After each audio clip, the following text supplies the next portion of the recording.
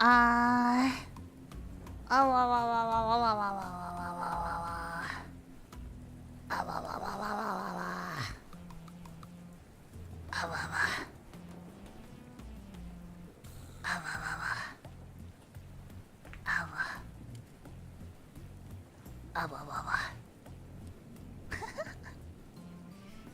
Hello! Hello! Good morning! Wait. Good evening! Good evening! Sorry, I just woke up from a nap not too long ago. So it's morning for me, you know. It's morning for me! Okay. I'm just so sleepy. Sleepy girl. Sleepy eepy girl. So, yeah. I know we were supposed to do, you know, a roleplay stream tonight, but I'm so tired. and you know, doing the voice is really tiring too sometimes. And I just came back from the doctor earlier today, and so they're also telling me not to push my voice too much, so so I think I'll just have to wait for next time, you know. But good morning, evening, afternoon. For those who don't know, my name's Alias Anono from V4Mirai third generation Lunalia, here to your happiest ever after. Yippee! Yeah! What's it? Actually. Yeah. I know you guys all want to be told sweet nothings in that voice. I know. I know what you guys are into. I know too much. I know way too much. but like, can you imagine if somebody were to be like, if you were like, oh my gosh, like I would love to listen to your heartbeat, and then they'll be like, well, actually. Or no. What if they were like, oh, say, I really like your eye color, and then they're like, well, actually, my eyes aren't purple and pink. Technically, they're every color but purple and pink due to the neurons in your body being able to distinguish color. Like, I would get upset. I would get so upset, and that was the whole point of that stream. But yeah, you know. Yeah, you know. To Tuskaru, we need a nerd alias email. I gotta be like, actually. You know what? It was in my 8DO ASMR. You know how I had a 3DO in the thumbnail? Actually, she didn't use a 3DO in order to create these sound effects. So technically, this is false advertisement. Help you get banned. Oh my god. Oh wait, you know what? I practiced this right before stream, and I totally forgot about it because I got so excited to see my bouquets, you know. Alright, hold on. Alright, wait for it. So, bouquets. Huh. What do you want to talk about? Yeah! Sorry, I've been watching a lot of Cody Rhodes lately. I'm just trying to figure out who this man is. Let me talk to you! With everybody saying L.A. Night! Yeah. Sorry, now I'm getting sidetracked with wrestling. Did you guys know Bash of Berlin's coming up soon? And like literally this Sunday, I think. No, what? The 31st is Saturday. That's crazy.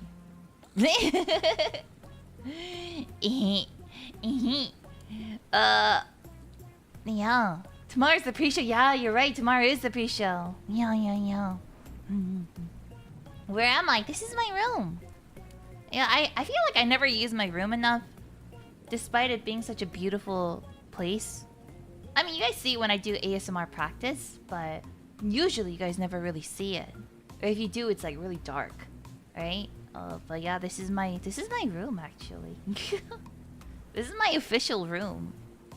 Like I gave you guys a, well, yes, technically my real room is upstairs. My bedroom's upstairs. This is like the loft area. You know, this is like the living room area. Ohayo, Alias. Ohayo, Doji. Yeah. I feel the same way about your classic outfit. You know, today I was going to wear it, right? I was gonna wear it, but then I was like, I want to wear pajamas. I have too many assets in my arsenal now, so now I'm just like, I'm gonna just wear whatever I want. I like it. I like it. Yeah, we really do have to water the plants from time to time. It's true, we do. But I mean, they're still green and they're still happy, so I mean, it's not too bad, you know.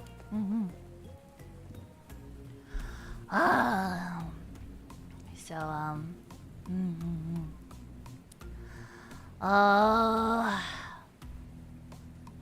let's rip the band-aid off. Okay, so originally, if you guys saw my thumbnail like maybe 30 minutes before we started, right? You guys saw that the deleted content section was not there in the original thumbnail. Cause I was asking I was asking, you know, the sensei's like, am I allowed to even put this in here? And they're like, yeah, sure, why not? But like while I was waiting, I was like, well, I don't want to get in trouble by putting it there if I'm not supposed to talk about it yet. So I didn't. And then they're like, yeah, no, go ahead, talk about it. Like, there's nothing wrong with it. I mean, you didn't do anything wrong. Just, you know, just, you if you want to let your bouquets know. I mean, I did talk about it a little during the Twitter space yesterday, but I guess I didn't really talk about it a lot.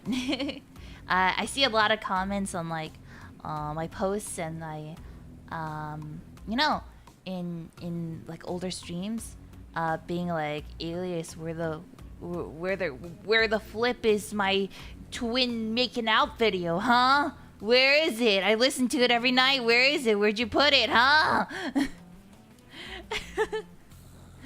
Or, you know, like, Alias, I want it to be cupped by your thighs. Where is it? I need it. I need it now. You know. And yeah, like I understand why people would have these concerns. I wrote this in the post I put in my community tab too. Where are the twins? Where are they? But yeah, I put it in the. I talked about it a little bit in the community post, but I think you guys would rather just hear it from me properly. So, this is something we talked about a couple of weeks ago, but I'm gonna say it again. So, I have been bonked. I've been bonked by YouTube. It's crazy because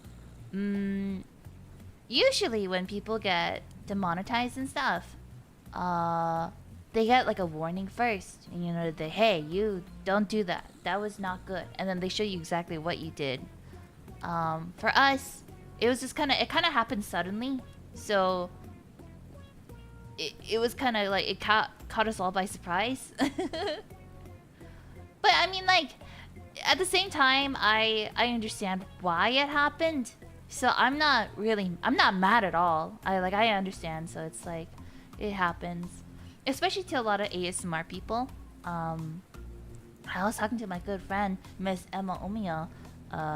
You guys remember her? She took me to the hot spring. She's very, very nice. And she has 10 out of 10 burps, and I am every day I'm amazed. But yeah, she recently got bonked too. Not as hard, but she got a little bonk.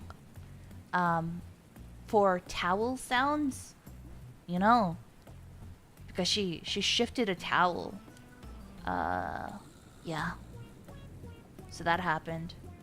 I believe I think a few other friends of mine have also been bonked. You know, like for like a sheet sound moving.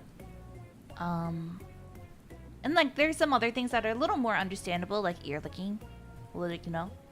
So, if you take that into account, right? A lot of my ASMRs have a lot of towel sounds. So if you guys notice, I don't know if you guys do notice this or not. So for me, because I mix all of my ASMRs myself, you know, and I mix ASMRs for, you know, other members of V4Mirai as well. Or was it like the voice pack I did for Nova, or the ASMR I did for Rem? I have this habit of putting in this sheet moving sound to represent the listener talking. I do that because I personally feel like it makes sense, and it makes it seem like, you know, it's not just empty silence. Also, it helps me with the timing for audio.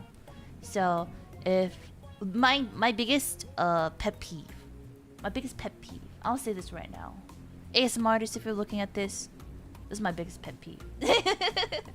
My biggest pet peeve is, and this is not their fault either, but this is me being a little picky, right? Is I don't like it when a person talks too fast, and then the pause in between the person talking and then when the listener is supposed to talk is too short.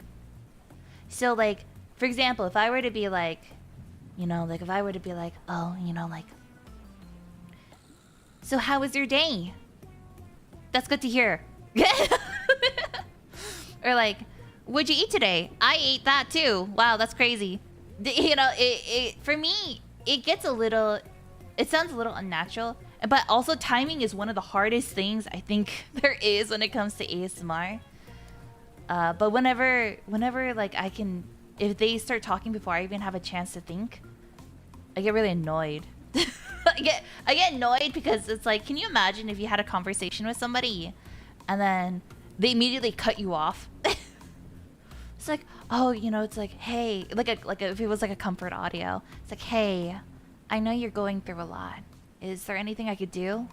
And you as a listener are like, no, I mean, it's fine. But before you could even say that, and they're like, yeah, it really sucks, doesn't it?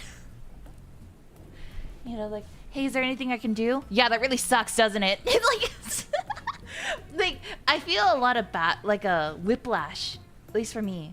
But so that's why, because I also struggled with that when I was, you know, first starting off as a sound designer. So I started putting in these temporary kind of like sheet or towel type of sounds to help me kind of stick with the timing and like listen to it and be like, okay, yeah, that makes sense. Let me talk to you. Yeah, let me talk to you. Was it, there was a prank call a VTuber did to their friend like in an interview and they kept interrupting part of it. Yeah, I don't like that. It was a you are mirror imitation, a pretender. Well, yeah. Too long sentences are weird. Like, how was your day? And then they take like a 15 seconds before responding. Yeah. Yeah, I agree too. It's always hard because like timing is one of the most difficult things. It's my pet peeve, but I also understand that like timing is probably one of the hardest things to get down, you know?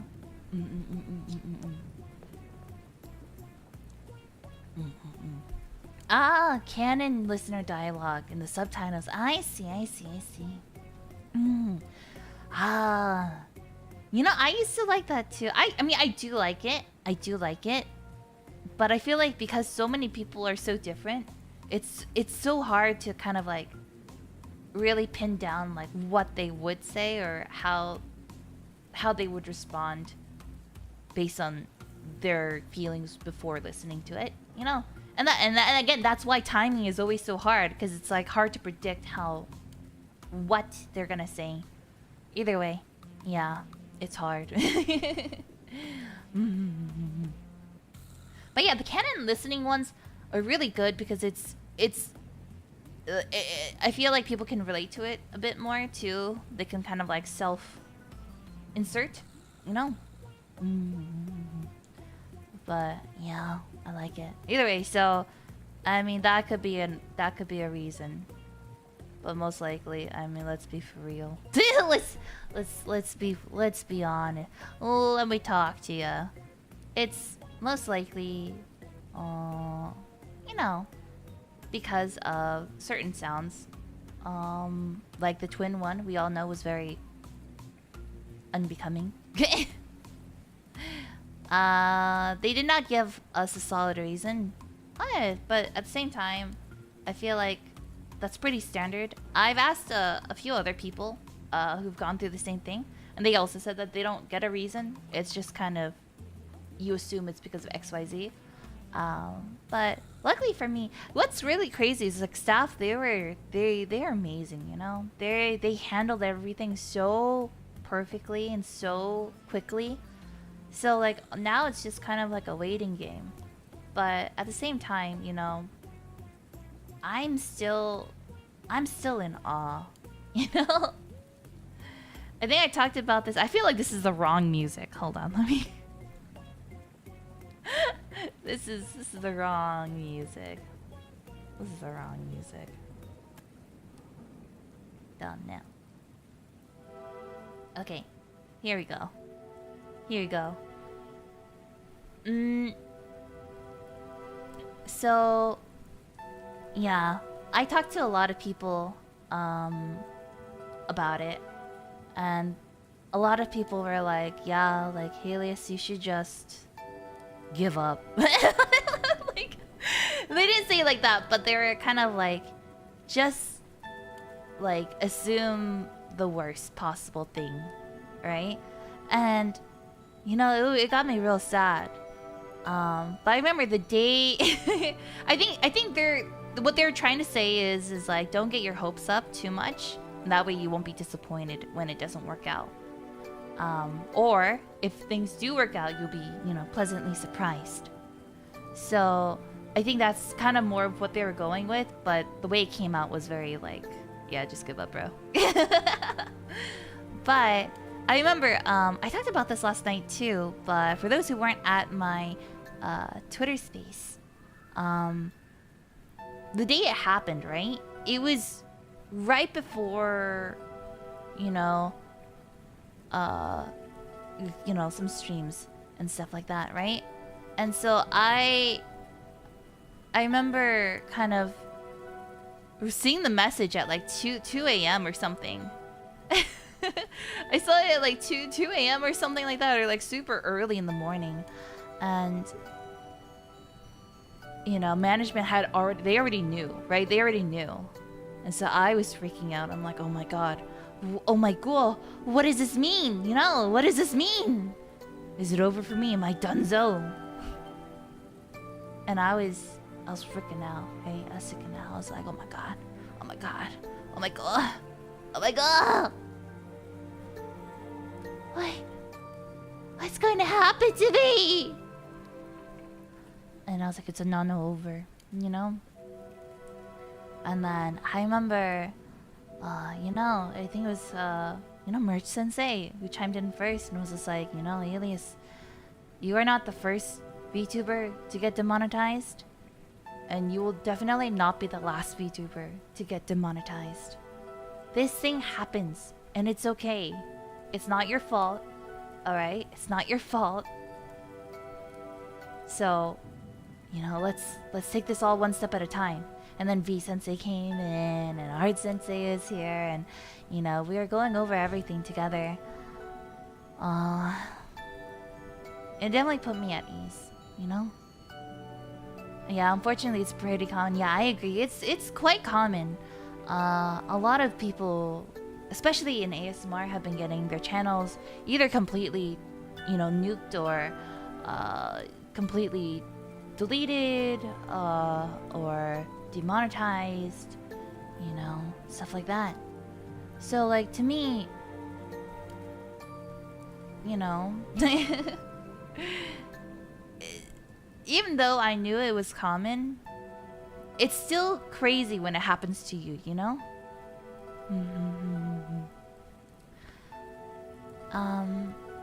So yeah, that was definitely jarring. And I remember I was I was really, really upset. Obviously, who wouldn't be, right?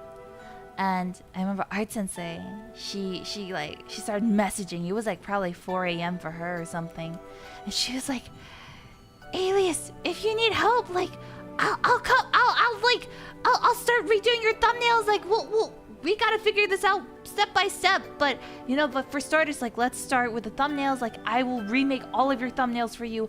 I will help you, edit them all." And she did. So I don't think many people noticed, but some people, I do know that some people noticed that all of my, not all, but most of my thumbnails have been changed from the original. Sometimes it meant editing on certain clothes. Sometimes it meant just changing the thumbnail completely. Yeah, senpai! Art Sensei is an angel. I agree completely. Yeah. Yeah, and I even remember seeing Art Sensei just like freehand draw a tank top on me. I was getting the 4Kids treatment, like the localized anime treatment, instead of cigarettes, it's always, candy. Instead of guns, it's like finger guns, And my name suddenly became Ali Anderson, and the group Lunalia is now full of, Dr. Noel? Dr. Noel, Rini, the Sleepy Fairy, and what was the name we gave Yumi? Was it? Yeah. Oh yeah, Yasmin the Sorceress. Yasmin the Sorceress. We were all, like Yasmin the Sorceress. Yeah. And I guess since Yaya Senpai's here too, what would Yaya Senpai's name be? What would the 4Kids version of Yaya Senpai's name be? Yennefer. Hey, Yennefer. Jasmine. Yeah. Yeah, there's so many things we could do. I want to have like a 4Kids version. That's what I want to do. I want to have like an event where it's just the 4Kids version of V4Mirai. And then like Maria Senpai will be Maria. Hey, Maria. It's like close enough, right? Close enough. Maria. 4Kids, V4Kids Mirai. And then, Mono would be Monica. Serena's actually still... Serena would still work. But maybe they'll call her Sarah.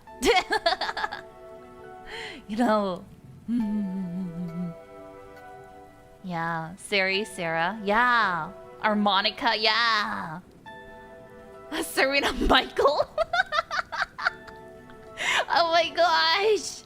I love it. But yeah. When it happened,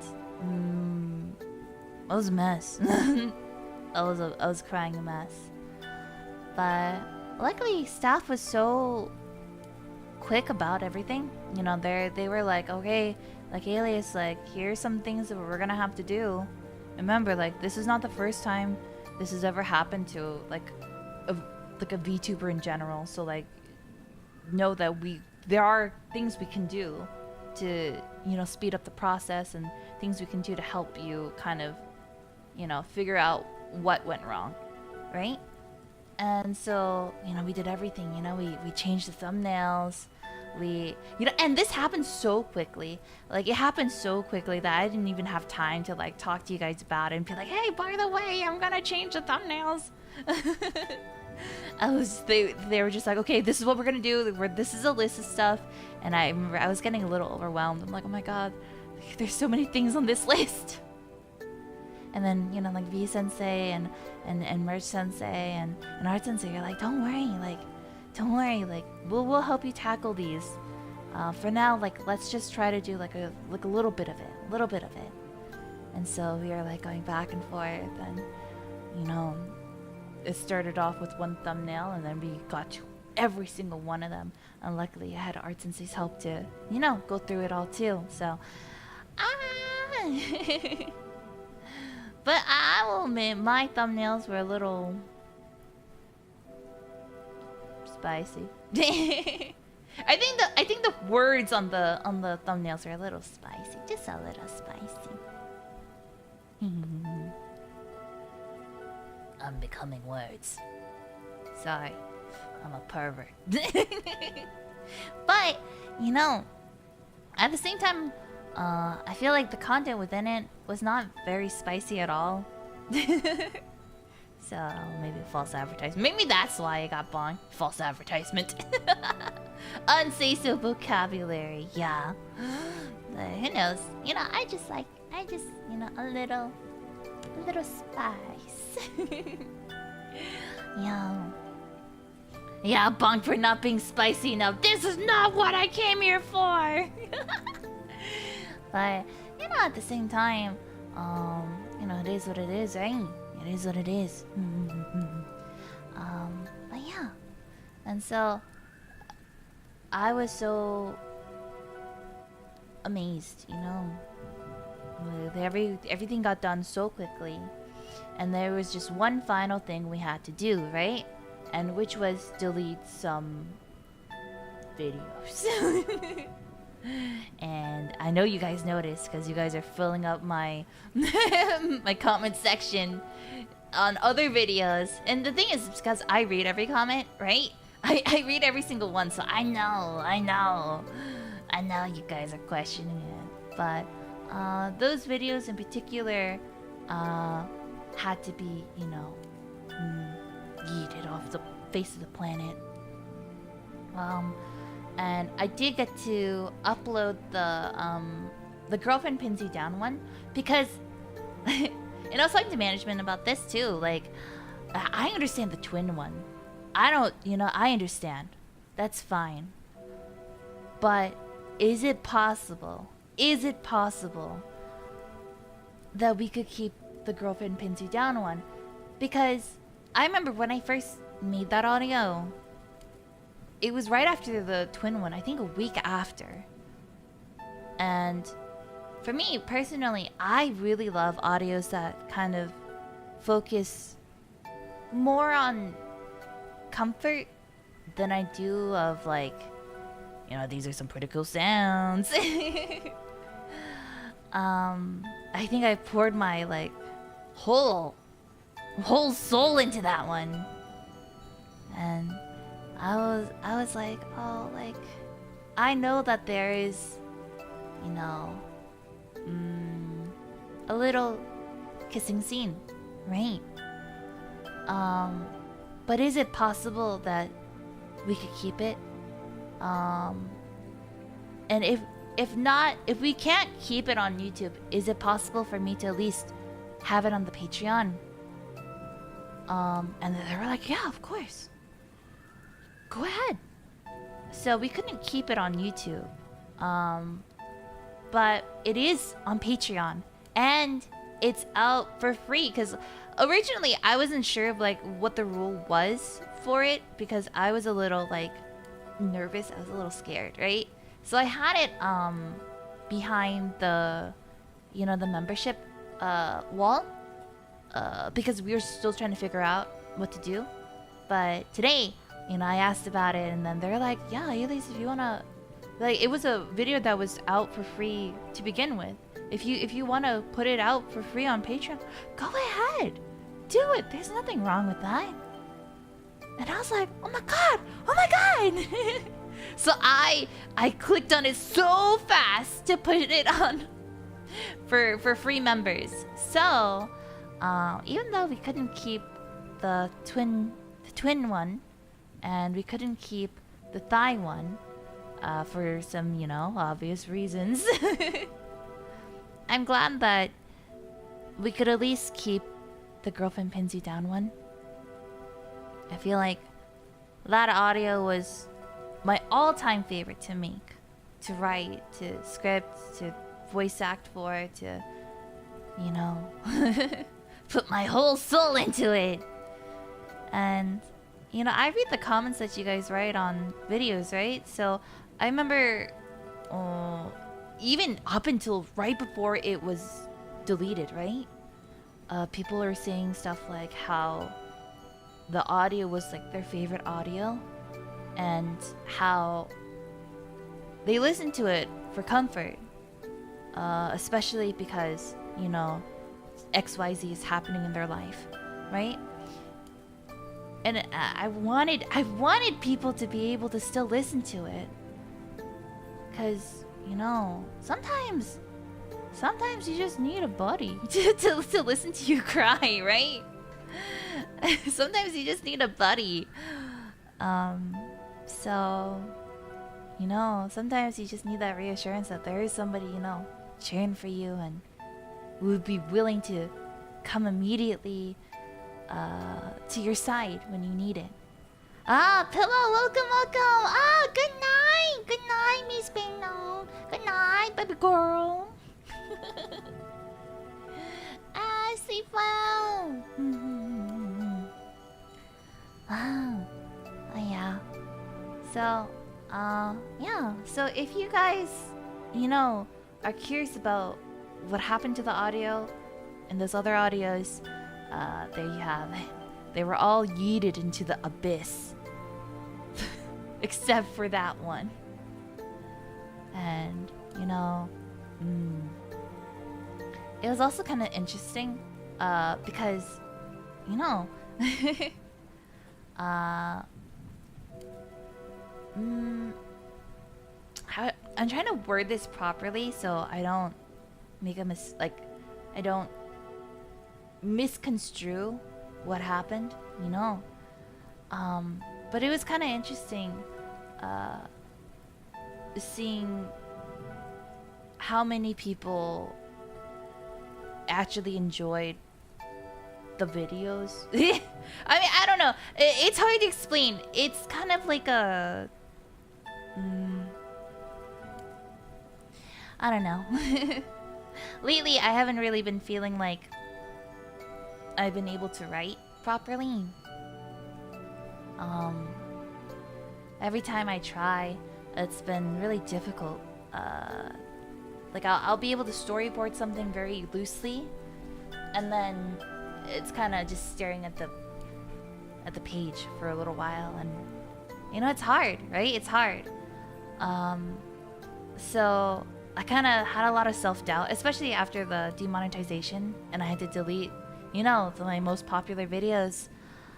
I kind of just sat there like, would I be able to write anything as good as what I wrote before? And then, you know, seeing the comments from right before we deleted it up until now, seeing how people really enjoyed the story, aside from the, you know, the triggers, it was the story that really kept them watching. It made me feel really good.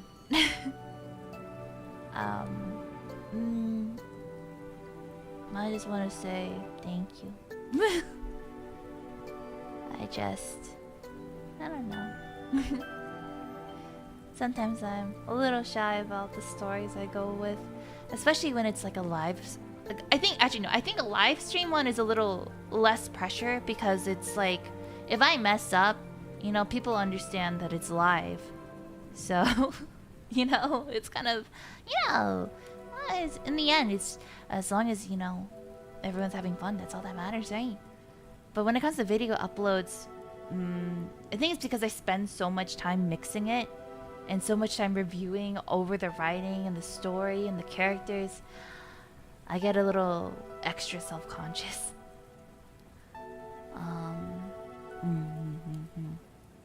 Because I want it to be perfect.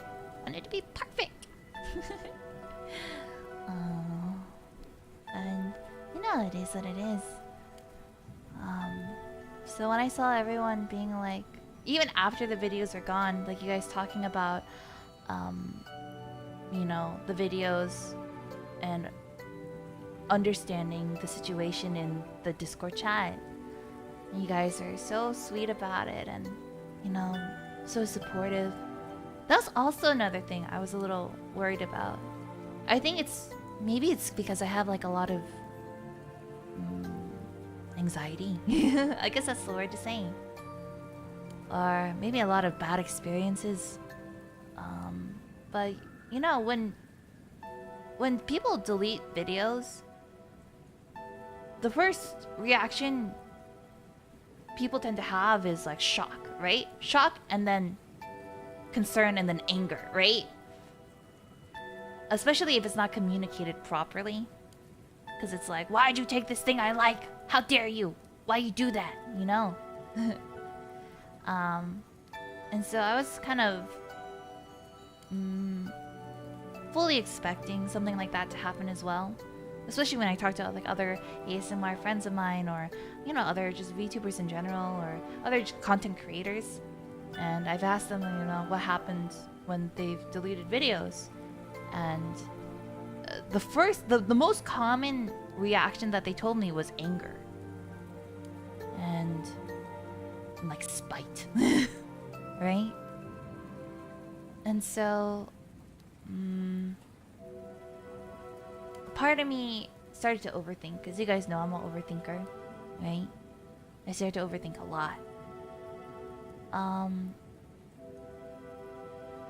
I was a little worried, because like, even though I know Bouquets are very, very well mannered, very, honestly, the sweetest people I've ever really met.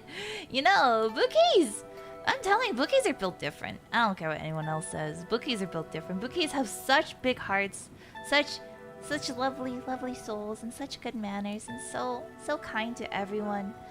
But even then, I guess I let the brainworms kind of eat at me, and I was a little worried. Like, what if the Bouquets are angry with me? And so that was a big concern I had.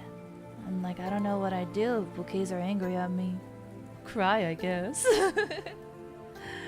And as soon as the videos got deleted, I took a break from like looking at like Discord and Twitter and all that stuff, and I was just like, I'm just gonna rest. And a couple of hours later, you know, obviously people started to notice, and they were talking about it on Discord, and I backread quite a lot. I don't always backread completely, but I do backread quite a lot. And so I was looking at it, and you guys, like the first messages you guys, that I read from you guys were all, hold on. I'm trying really hard not to cry. Like, I don't know if you guys can tell, but my eyes are watering up a bit.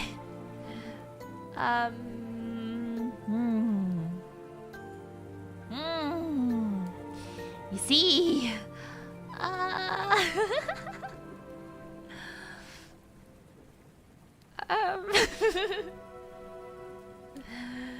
you know, the first messages I read were all like, you know, Alias, we noticed that these got deleted.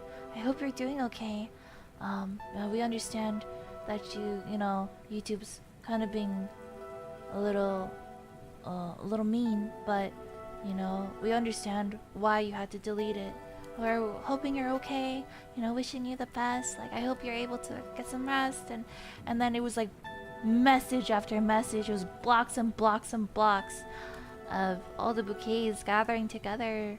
And it wasn't anything that I was expecting. It wasn't like, oh, Alias, why'd you do that? Why'd you do that, huh? Why'd you do that? I wanted to hear twins making out, like, please. You know? That was my full expectation. But instead it was like, Alias, like, hey, I hope you're okay. You know, but just know that we're cheering you on, and you know, if there's anything we can do to help too, just like let us know. Oh, Alias, they're there. And I was reading every single one of these messages, and I was like, what? And I just started crying because, you know, he's really grateful. I feel like I would have understood if you guys were angry, you know? I would have understood if you were like, you deleted my favorite VOD. Well, you lost a subscriber. Goodbye. You know? Like, what? I don't get to listen to this thigh-crushing ASMR anymore? Goodbye. You know?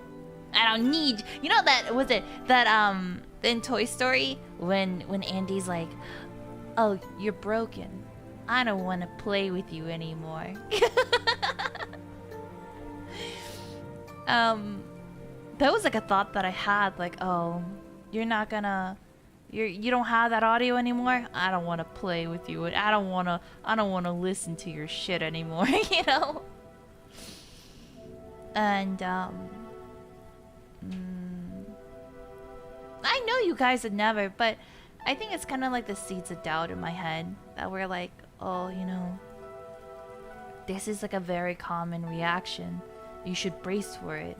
Every content creator I've talked to about it, you know, well, not every, but most of the content creators I've talked about,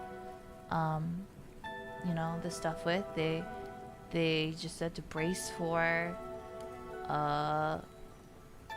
impact, essentially, you know.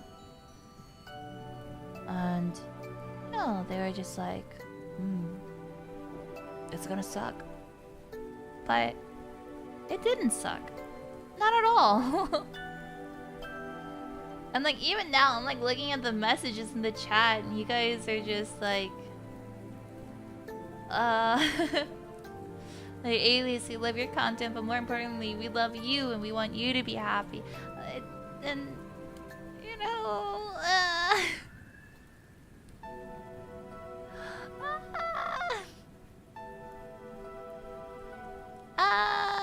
I love bouquets too.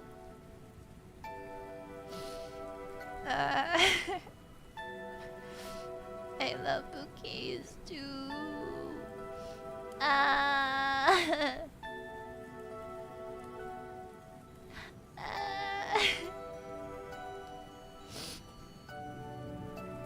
Bouquet love.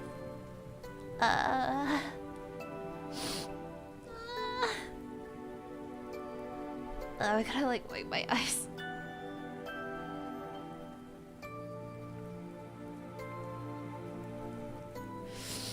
You know what's crazy is that this entire time, like, ever since the demonetization stuff, I've really been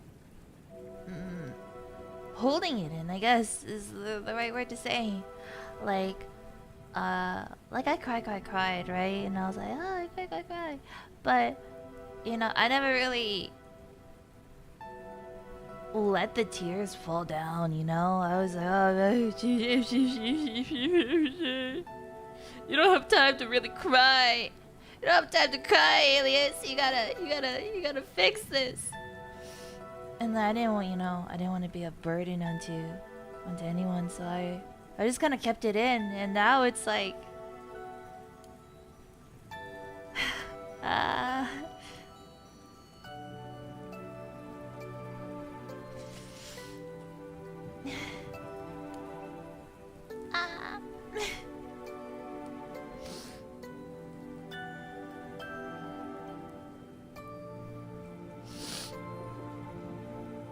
just to be clear, the demonetization was the email from YouTube saying your membership was suspended. Yeah, when a person gets demonetized, all their memberships get suspended.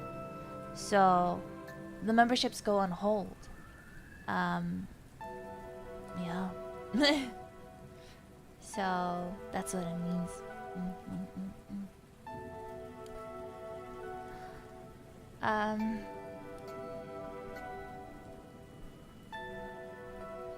Yeah.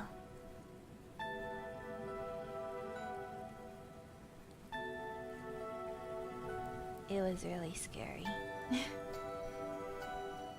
Yeah, it happened right in the middle of the summer event too. Yeah, it did. you know, I'm really grateful how quick staff was and how well they handled everything. Like, again, I think it was just the brainworms, you know, but when I first saw what happened, my first gut reaction was honestly like, oh, staff is gonna be mad at me. Even though they have never shown any sign of like, you know, like, oh, we're mad at you, you know, anything like that. They've never shown that sort of animosity ever. But like my first reaction was immediately like, I'm in trouble. I'm in trouble. I'm gonna get in trouble. I'm gonna get lectured. I'm gonna get punished, you know? That was like my first thought. And I think it's just because of, you know, prior experiences in the sense of like, you know, and I said this on the Twitter space too, like I worked as an independent writer for some time.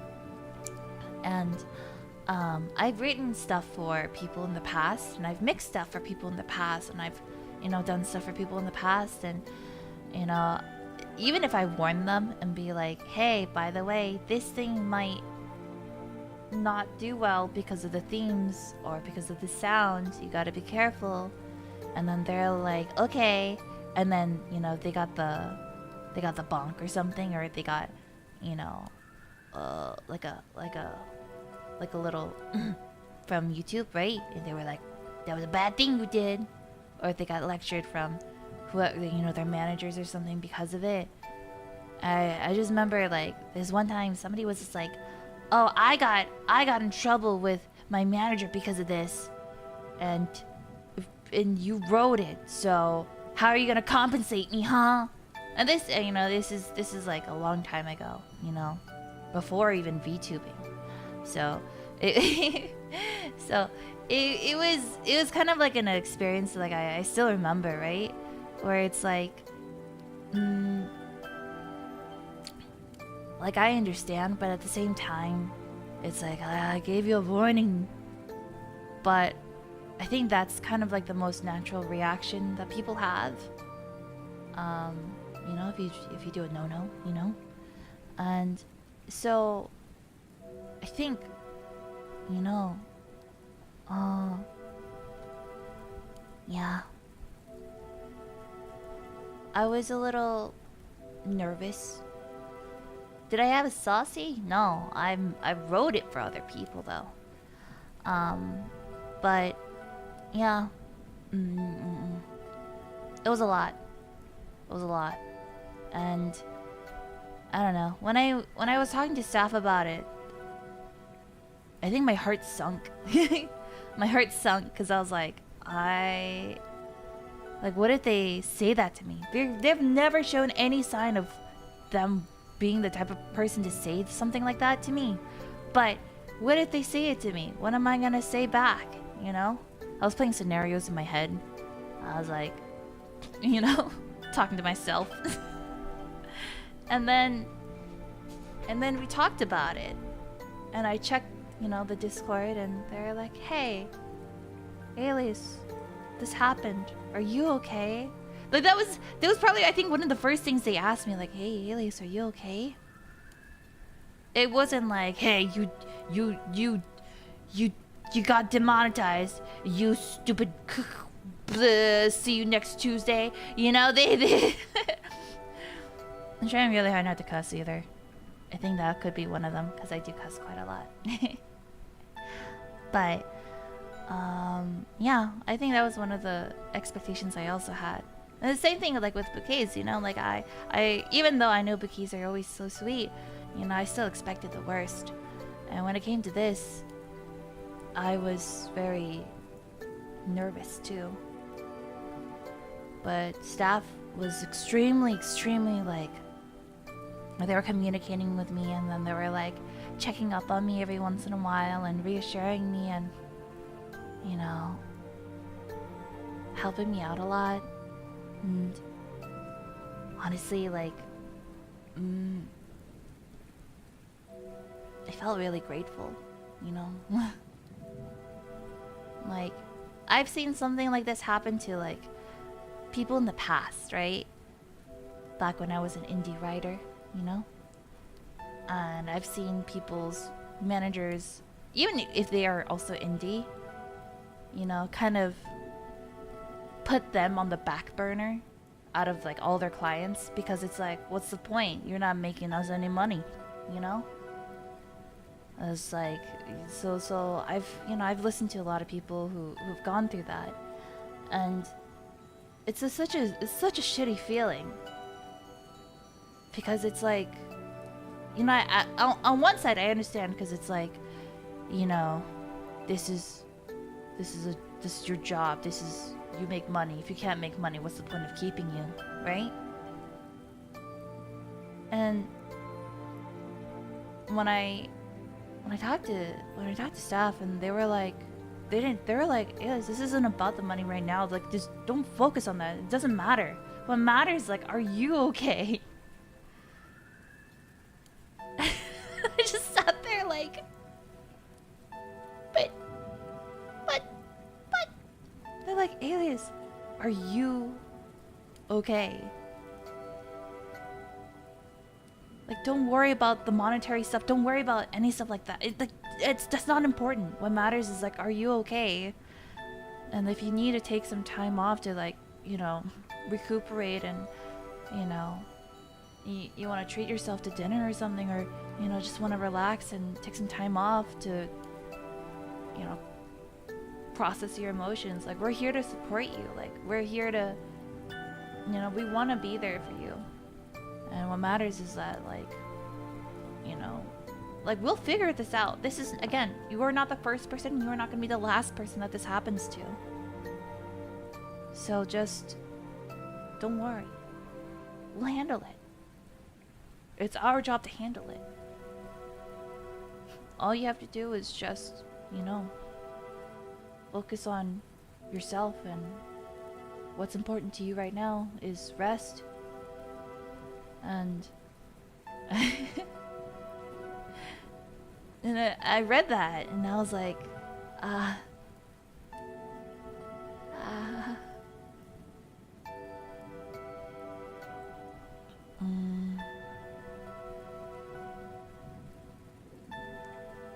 it's pretty crazy. Staff or Giga Chats, W staff. Yeah, I completely agree. W staff. You know, it's pretty insane. Well, working as like an indie writer, right? I've got to work with lots of people from lots of different, you know, backgrounds, and different content creators, and meeting their managers and meeting their staff, and hearing about, you know, all sorts of things, right? And hearing that, and then comparing it to my own experience, it makes me really realize how lucky I am. You know? So I'm really happy I'm in V4. And I'm really happy that I'm here with my bouquets.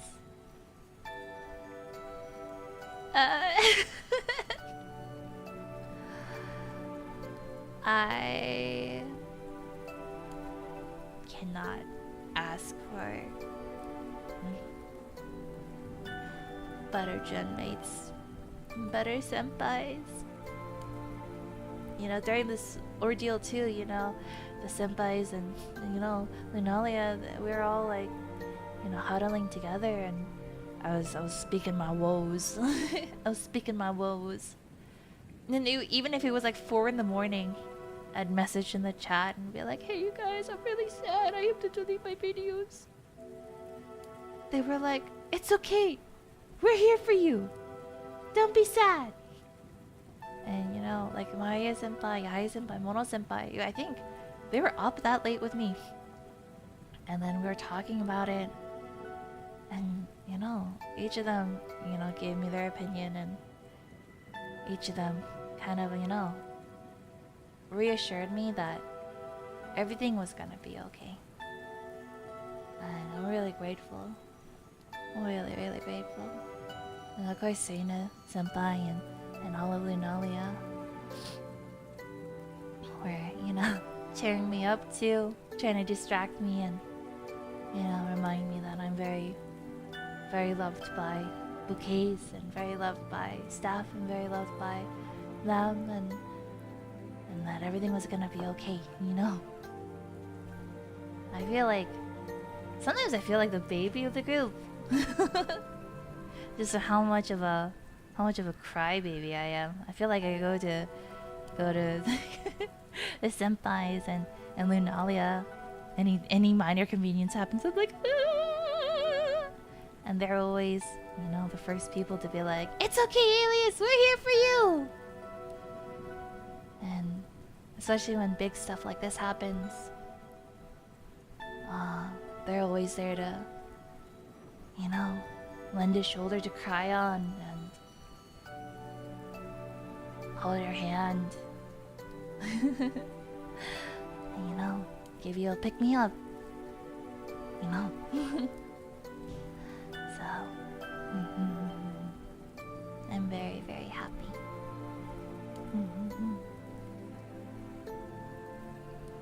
Man, I love V4.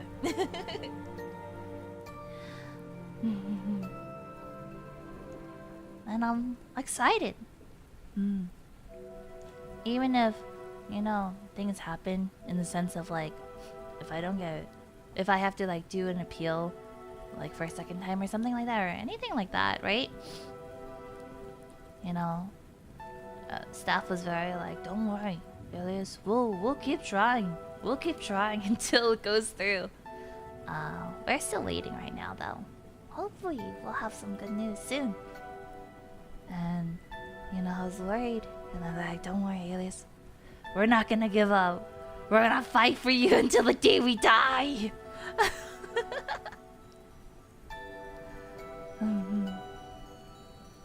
So, yeah. And they were like, "Alias, just keep doing what you enjoy doing, you know? You wanna, you know, make a certain ASMR, make that ASMR. You know? Just enjoy it. You know, we're here to support your dream and the content you want to make. So, you know, obviously now we have a little bit of guidelines to kind of you know, make sure this doesn't happen again for me. But aside from that, I mean, like, it's very loose. So, and then they're very supportive. So, I don't think you guys have to worry about like any major content shifting or anything like that.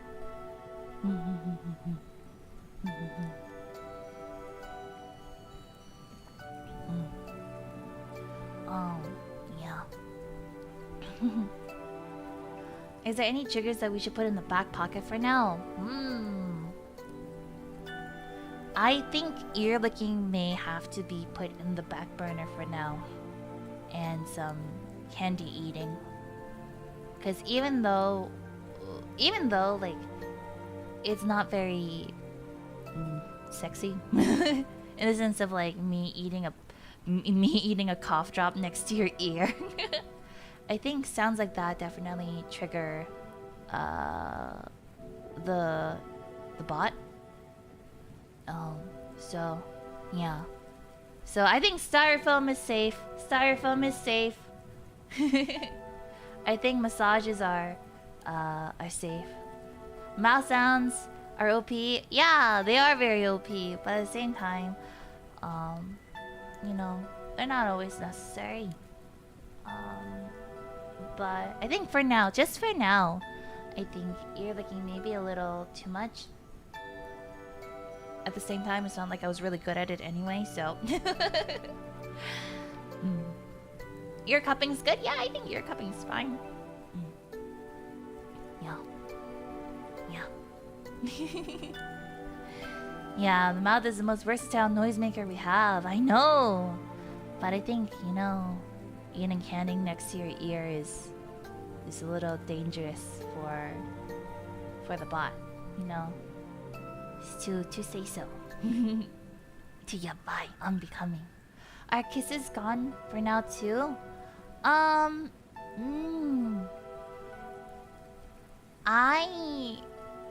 would say yes. Just because I'm just a little anxious. I think small kisses, you know, like if I were to come up to you and be like, "Ma," I think it should be fine. You know, that wasn't even a kiss sound. I was just like, "Ma." But if I were to be like, "Mwah," no, I think it should be fine. But I don't think I could do them in succession, you know. You know. Ear cleaning is fine, don't worry. I said no worries, I trust your judgment on what's needed, Alias. We'll be happy with anything as long as you make it. Yeah. Yeah. Well, that's it. Whatever Alias does for us, I die now. No, don't die. Oh, yeah. So, I mean, I still like giving kisses. If you know, still like receiving them. But, yeah. I think, kisses back to back would be dangerous, you know? After all, you know, it is quite unbecoming. And we still haven't even finished. Do you guys even have your hand-holding license yet? I feel like I let you guys get away with quite a lot, you know? At the same time, I'm kinda guilty of that too.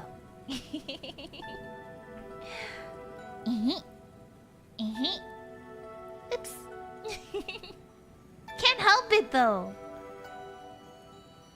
I just like being around y'all. I like holding your hand. Even though you need to do your 12 weeks of hand-holding license, you know, training.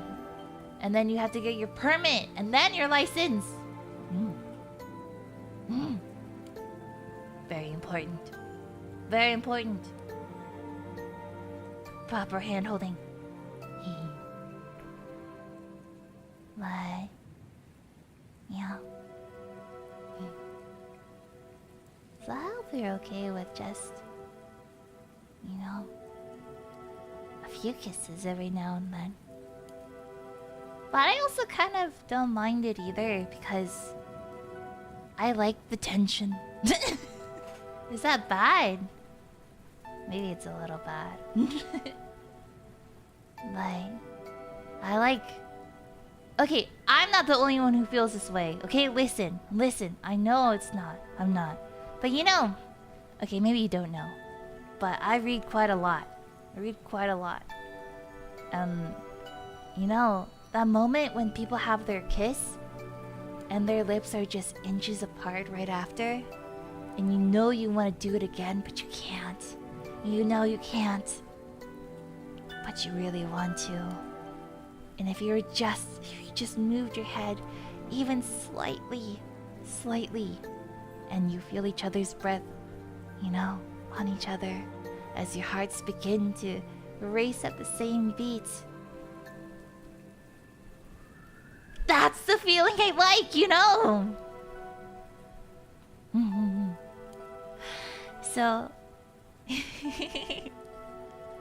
maybe I'm just... maybe, there's nothing wrong with that.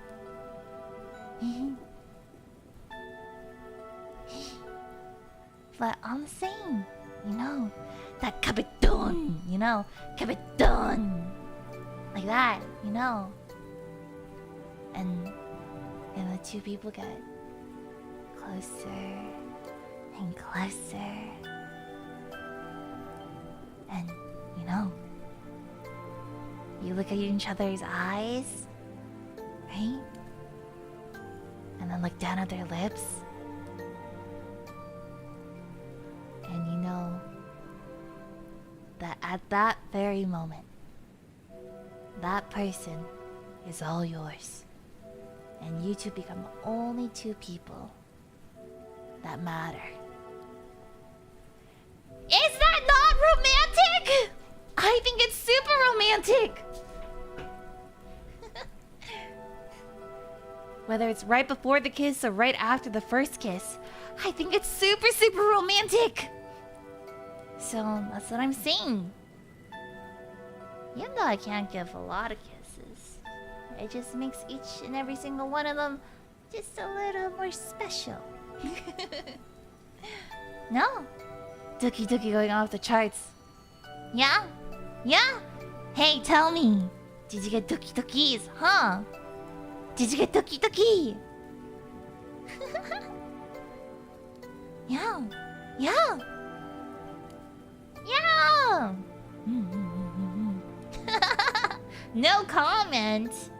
Extreme Dookie Dookies. Yeah.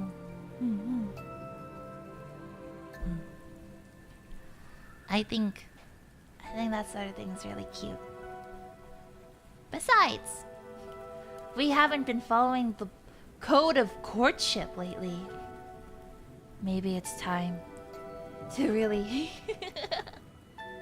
you know, follow it properly.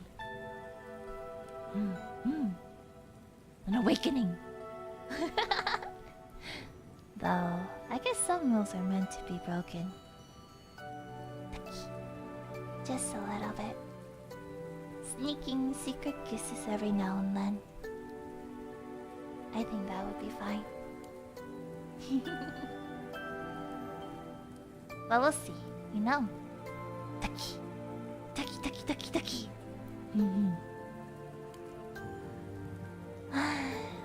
Yeah. I'm very happy. 87-year time skip RP ASMR.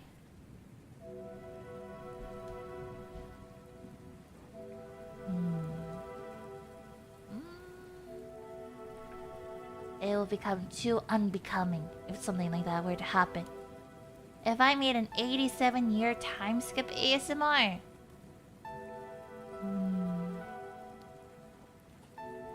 That's something that definitely can't be on YouTube. Yabayo? Dangerous, dangerous.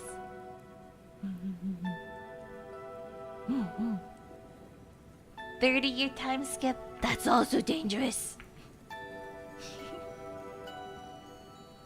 Anything more than 30 years or 30 years itself, 29 years. Anything more than 29 years is too dangerous.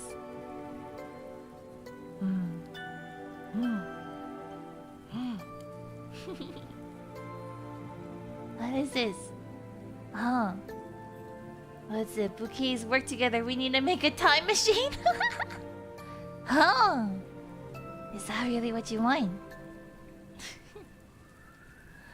Let's see. 20-year time skip. Oh yeah. 90-year-old couple married ASMR. Oh, I guess since you guys are human, I guess in 87 years or so y'all will be, you know, over 100. And you'll be like, Alias, Alias, do you know where my heart medicine is? And I'll be like, huh? Okay, I'll get it for you. Don't worry. I'll get it for you, sweetie.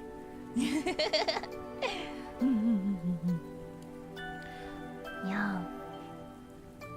What is it? Alias, you know where my dentures are. No. No die. When you die, you become ghost. Okay? Yeah. Yeah. Or maybe you guys are already ghosts. I can't tell. Sometimes I use a shadow stand-in. I think you guys have noticed the shadow stand-in. Maybe that's your vessel. Maybe you guys are ghosts. You guys are just souls. The voices. You guys are just a bunch of cute little ghosts possessing a vessel. Manifests into that shadow person.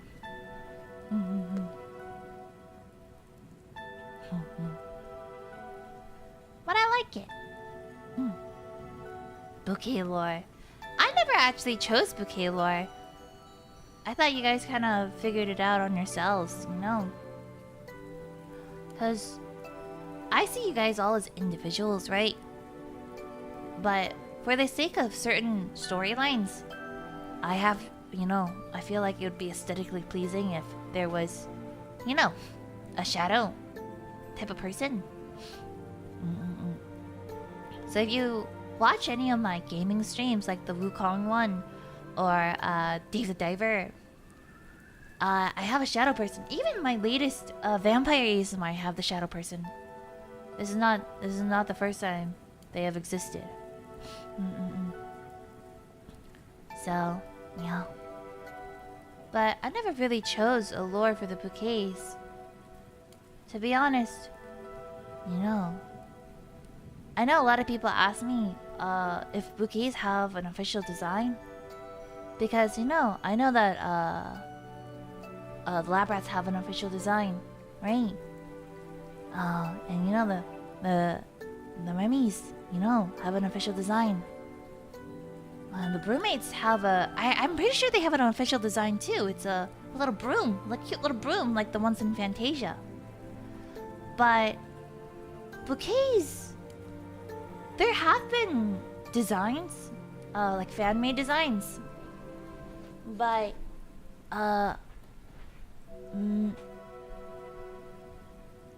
don't know. I never really chose. Part of my brain wants to give you guys like a cute little design too. Can you hold a contest, Alias? Maybe I should. Yeah. But here's my problem with it. Here's my problem with this. Personally, so mascots tend to be very small, you know, very small.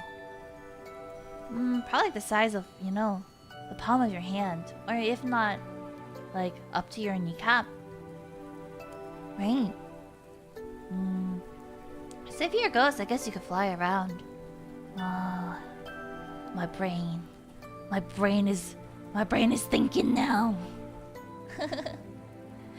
Yeah, maybe I can make like a set of different bouquets, you know. Or maybe all the bouquets are just shadow people. You know, that's the thing though. Shadow people are like a paranormal phenomenon. You know. Maybe bouquets, when they're not in shadow form, they have little flowers on their clothes. You know, they can take on any shape. Yeah. So you guys will have like a mini baby form, like the little tiny, like a normal mascot form, and then you guys can also become shadow people. I think that's pretty cute. You know. Yeah. Yeah. So, yeah. Yeah, I think, yeah, like Digimon, but like at will. You know, sometimes Digimon. Well, I guess Digimon can transform at will. There's Pokemon that can't, but you know. Yeah. Start working on your boo soda. Oh, that'd be cute. Yeah, if you guys can like. If you guys are all like souls, right? Like the max height you could be is like the same height as you were before you died. And then like, but you can turn into anything you want. So like if you wanted to become like a kettle, you could. You can be as small as you want, but the max size you can be is as tall as you were before. And then like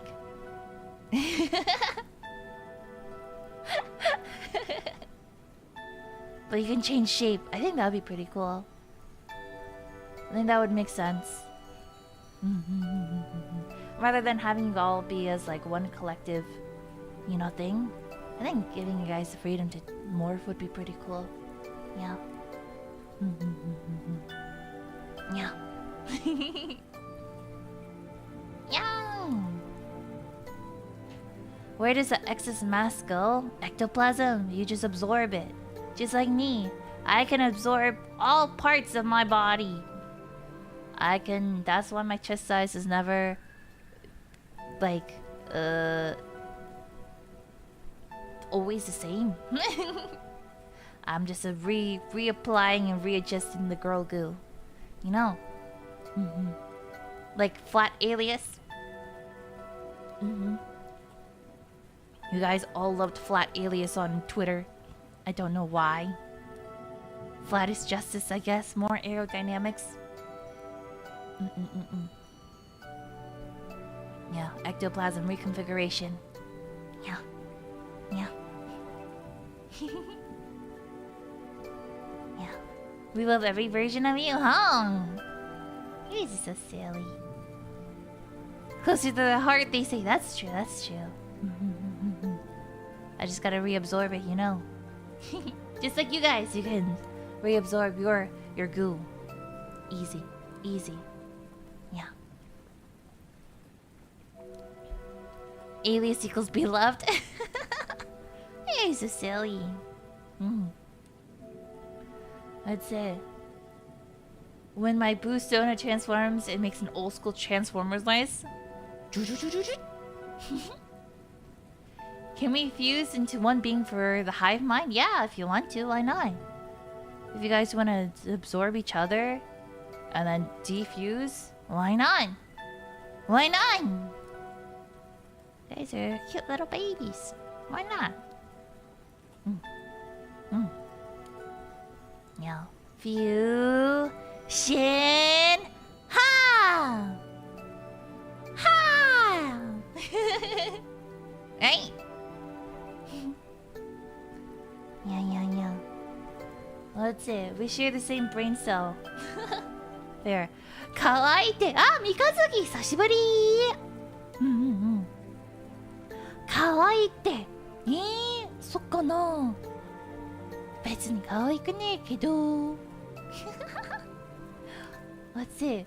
They don't want me in the hive mind. I have too much trauma and now it's up to you and them. As long as there's consent, you can all fuse. Yeah. Goes to the I'm not gonna read that. That's yabai. Huh? Let's see. The trauma makes you stronger. I see. We can become one. Yeah, you guys can become one.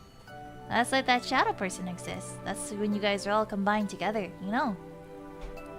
Yeah. Ori no trauma. So, ori no trauma. Yeah. But, I am very excited though. You know, even if the bunk happened, I'm very excited because, you know, I feel like how do I explain this? I'm getting more ideas about what kind of content to do outside of just ASMR. You know, like if you're a Patreon member, for example, like tomorrow you'll be getting to see a live recording session for me. I do have to rewrite some parts of it now, but but overall, you guys will get to, you know, see other stuff like live recordings, live editing, maybe even live writing. You know, get access to certain things. And you know, I've always kind of avoided games. One, because I'm pretty bad at it, right? And two, because my main content has always been ASMR, I always kind of avoided games because I feel like maybe I'm not that interesting when I play games. But I tried it out last week when I played Dave the Diver and Wukong, and I added it to my list of stuff. And I was looking at your reactions to it and what you guys thought. I was reading the comments and, you know, trying to figure out if you guys liked seeing me game. And that's why when I do gaming streams, it's usually only one stream because, you know, I get self-conscious. but I think adding a little bit of that roleplay ahead of time kind of makes me feel a little more comfortable when playing games rather than me just being like, hello, I'm Alias, so we're gonna play a game. You know? And I think you guys have a little bit of fun with it too. I actually never really asked about your thoughts about it, but I'll ask you now since they're here, right? So, when I played Wukong and I played Dave the Diver, we did a bit of roleplay ahead of time, right? And I was just curious if you guys liked it. You know, they were kind of weird situations. But I think it was a lot of fun. At least it was for me. I don't know if it was fun for you, but it was very fun for me. And I like seeing you guys react to the old man. I like it when you laugh. It's cute, you know? Seeing you guys, you know, help me during the game. You guys are yelling like, oh my god, Alias! Watch out! Watch out! Alias, no! Don't fight the shark! Alias, no! Or during the Wukong one, you guys are helping me learn how to properly fight the boss. You know, I had a lot of fun because, you know, for me, ever since I was little too, like I never really got to play too many games. It was kind of like one of those like Shogunai now. You know, like it was always like Broly's playing games and me watching. And I love watching people play games, but I know it's not always for everyone. But that's what I was used to, you know, watching people play games. You know, whenever we had like game nights with like my cousins and my siblings and stuff, you know, I would be the referee or I'd be the one keeping track of the points. Maybe it's also because I was so young at the time and I wasn't really good at games because I was like a kid. And so I love watching people play games more than playing them myself. So being able to play them myself,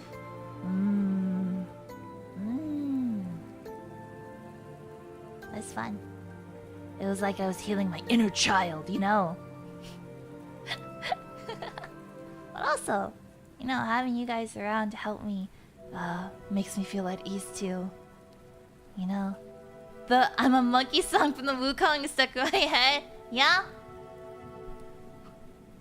I'm just a monkey, ah. A little monkey, ah. Yeah.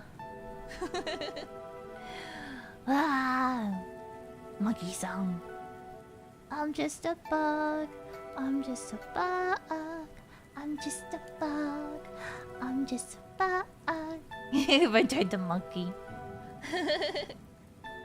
I can't look at the monetization of it without hearing Tombiri Tawa. Tombiri Tawa! Yeah. I forgot what song I sung when I sang that. I said Tombiri Tower. Tombiri Tawa! It's everybody. Yeah, actually now I remember now. Tombiri Tawa! It was stuck in your head for weeks, huh? It was based on the BGM of the stream too. Yeah. That's it. I love seeing you play. You even got me into Dave the Diver. I'm so glad. It's such a fun game, you know. No, not the immoral peaches. Okay, listen. I was typing really fast, right? And for those who don't know and didn't watch the Wukong stream, let me explain to you. Wukong is, you know, the Monkey King, right? Monkey King, we love him. And he is in charge of overseeing the immortal peaches. But I was typing so fast because I was so excited, I wrote immoral peaches. That's not what I meant. Immoral peaches. Unbecoming peaches. Yeah? Can I get some immoral peaches in the chat, huh? Spam the peaches! Immoral peaches! One bite And instead of becoming, immortal, you'll become immoral. Dun dun dun. No longer say so. It will become like an aphrodisiac. Unable to move without feeling your heartbeat through your brain. And the only thing you'll be able to hear is, I'm just a monkey, a cutie monkey, I'm just a monkey, a cutie monkey, gonna kill some bad guys, eat some peaches, That's the only thing you'll be able to hear. Yo. Yo. I'm just a monkey. Yo. It's an earworm that's stuck in your head, yeah. Literally sounds like a plot that could exist in the Journey to the West. Journey to the West is wild. Now, the only part I remember, and I don't even remember if this is part of Journey to the West, was Buddha's pillar. Do you guys know that? Okay, so let me tell you the story if you don't know. So, our beautiful Monkey King, right, is basically getting punished by all the gods and Buddha. Buddha specifically. Buddha's like, you're just a monkey, you know. Yeah, like, you are nothing compared to my power. And then he's just like, ha! Who do you think I am? I'm the Monkey King, bitch! Bitch! Who do you think? I mean, wench! Wench! What do you think I am, huh? You think you're better than me, huh? Well, I bet, you know, like, he goes to, like, the end of the world, essentially, right? He flies to the end of the world. To the pillars of the end of the world, right? And he's like, see, I'm so powerful, I can travel to the end of the earth, of space and time. And he draws on the pillar to prove that he was there, right?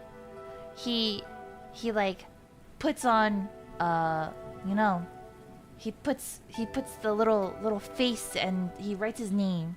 It was basically like the Monkey King was here, and then he pees on it to be like, haha, I marked my territory. And he flies all the way back to Buddha. And he's like, Buddha, see, I was able to do that. Can you do that? Bet not. Ha, loser. And then Buddha's like, what are you talking about? What do you mean, what am I talking about? What are you talking about? You never left my hand. What? But I saw the 5 pillars. I saw them myself. I wrote on them. I peed on them. Oh, the 5 pillars where? At the ends of Earth and the end of time. I literally just came back. You mean here? And then he lifts the Monkey King up with his hand and puts his hand into like he curves his fingers, you know. And on his second finger or third finger, his middle finger, right there, it has the Monkey King's name written right there, smack in the middle. You never left the palm of my hand. And, like, what kind of like, what the heck? And Buddha's like, ooh, now you face divine punishment. Shaboom! Throws him into a rock. Crushes him for 500 years. Yeah, so that's what we mean. That's it. That's it. Alias, don't tell me there's a Journey to the West ASMR planned, right? Right? Actually, you know, I wanted to talk about ASMR ideas too, since we're here. I wanted to know your thoughts, because of course I have a lot of ideas. You know, I wanna do a lot. Actually, I even kind of spoiled one for next week that's gonna happen in the Discord server. If you guys haven't joined the Discord server, feel free to join. Yeah. But one of them is a Guardian Angel ASMR. Hold on, let me see if I can find it. The thumbnail. I have it. I don't mind showing you guys. You know, it's public knowledge. Da da dun dun dun. I worked real hard on this thumbnail. I say. I didn't work too hard, but I did work quite hard. Da da da. Loading. I really like guardian angels, or the concept of them. And I wanted to do one. No. So, where is it? Here it is. I'll put it right here, smack in the middle. Let you know I light up it right here. Okay. Da, ja-jang! Ja-jang! Huh? Isn't it, you know, pretty cute looking? Huh? Huh?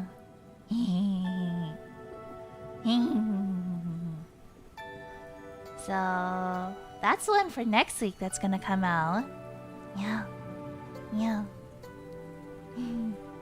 Super Say So Angel, right? So this one's gonna come out next week. So yeah, if you'd like to come for that stream, feel free to. It's gonna be a lot of positive affirmations and a lot of comfort, you know, a lot of comfort, you know.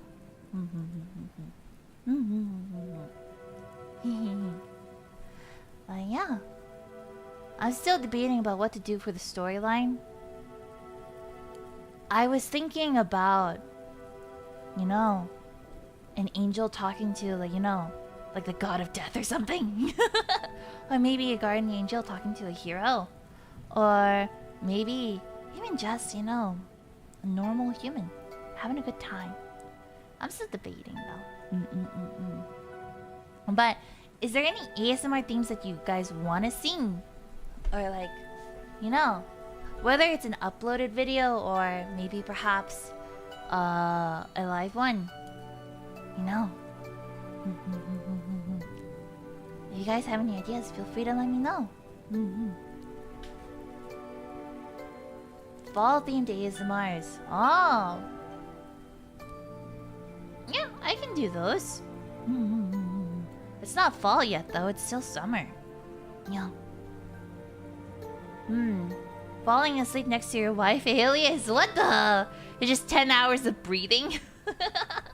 Yeah. Angel versus devil on your shoulders. Ah! You know, I thought about that too. But I'm a little worried. Cause I don't wanna be like, you should do bad things. You know. That would not be good. What's that, wedding ASMR? Is that really ASMR? That's just a roleplay situation, right? That'd be a choose your own adventure. You know what? If I did a wedding choose your own adventure, it would be like the choice: you run away or get married. Okay, get married. All right, you're. I would throw so many curveballs at you. I would. Mate, I'll have somebody like come in and be like, I can't believe you're getting married. What about me and the baby? Did the bouquet not tell you? Who are you? I'm their girlfriend. I'm their baby mama. And I'll be like, oh, bouquet, no.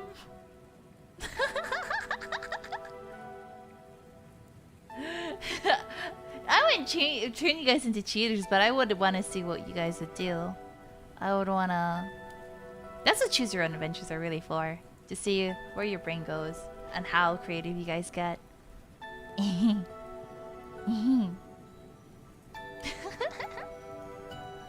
I would blame my twin. I see. I don't like NTR, but I do like a good drama. I do like a good drama. And then like I'll have like options like color out on her lie. And then Make her do a paternity test. And then the ASMR switches to you taking a paternity test. Oh my gosh, the more we show, we'll have the old man on again. Oh my god. Dude.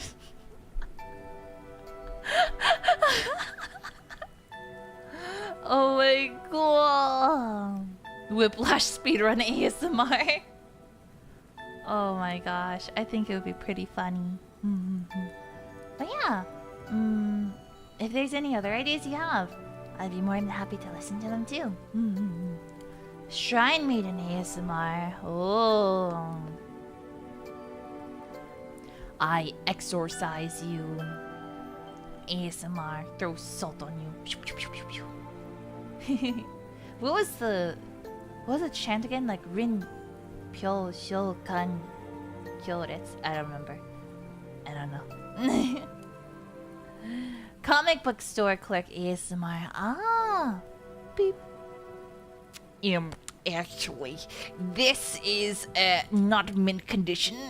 I would like to have at least $2 off for this casualty that you've created on my favorite Volume 1.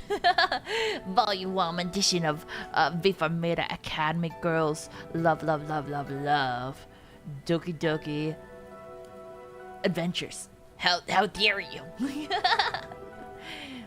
Actually, this is a manga and not a comic. What's it? Potion seller. Oh, I see. Tomboy Knight. Tomboy Knight? I wonder how that would be. Tomboy Knight.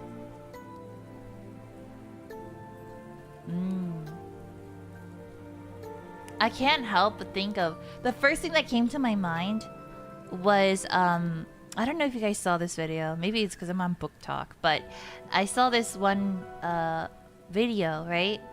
Where it was just like making the most stereotypical like female lead in a fantasy dystopia. And it's like, I'm beautiful, but I just don't know it. On top of that, I'm not like other girls. I'm a tomboy with luscious long hair that I end up cutting later in the season. I have traditional family values, and I love family. But I'm an orphan. I have two boys fighting over me at the same time who are both equally beautiful, but not as beautiful as I.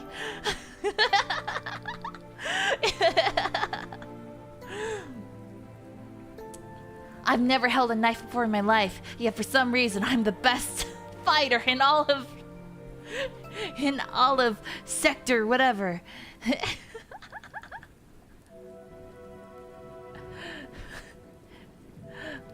Oh my gosh. That was the first thing I thought of, and I don't know why. That's it. Female knight, yeah. That's it. Alice. Okay. Actually, here's the thing. There was a concept I was exploring for quite some time, and I just never did it. And it was like I was gonna make a series. Okay, I was gonna make a series of uploaded ASMRs or maybe live ASMRs, right?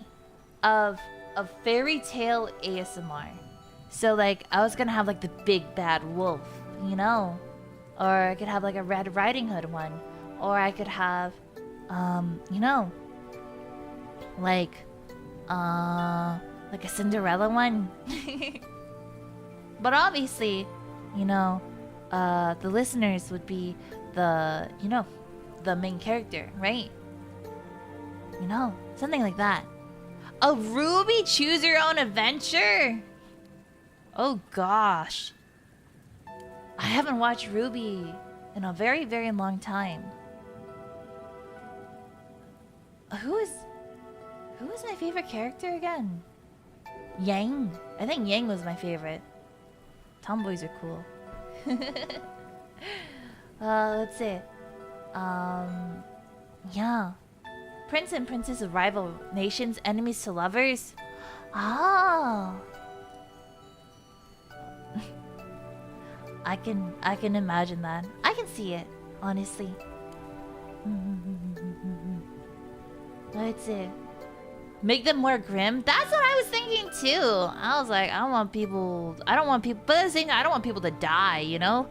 The Grimm's fairy tales, even though they are the original ones, they're so morbid that it makes me uncomfortable. Like, can you imagine if I did a Grimm Cinderella ASMR? Me cutting off the heels of your feet ASMR. Me waiting for your eyes to get plucked out by birds so you could die of blindness ASMR. Like, that's messed up. I don't like it. I don't like it at all. No thank you. Nope, nope, nope, nope. Just saying that already made me have the shivers. Not in a good way. That's it. Disappearing into bubbles ASMR. No, Little Mermaid. Little Mermaid. No. I was writing a yandere ASMR for an upload. But I still haven't really worked out all the kinks for it. But do you guys want to hear about it? You don't have to, but you guys are here, so.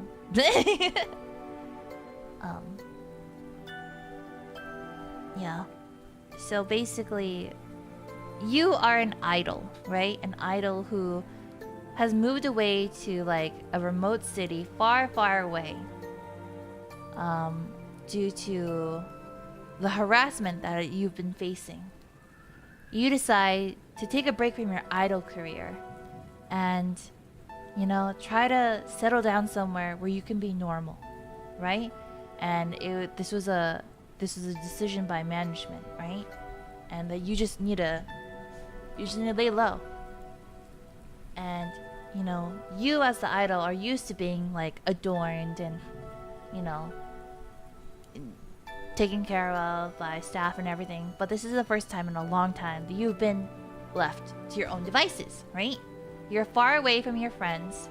You're far away from your family, you know, for their safety and your safety.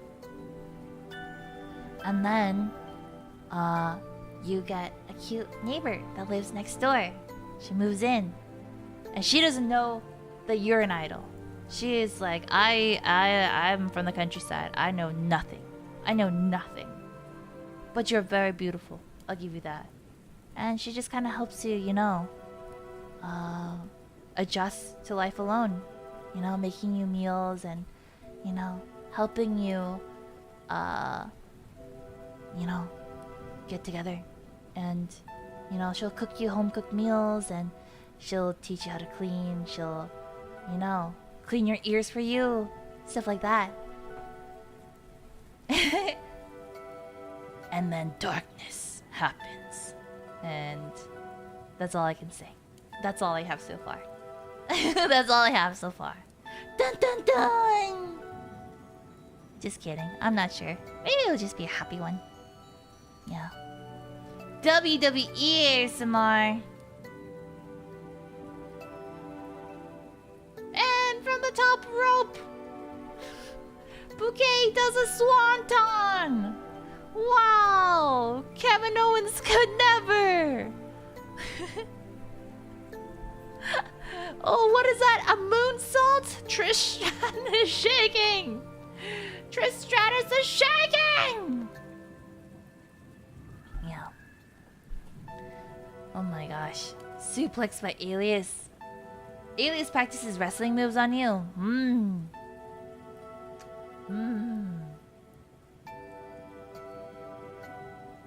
I think that'd be pretty cool. Huh, your Oshi puts you through a table. Tables, ladders, and chairs, people! Tables, ladders, and chairs! ASMR.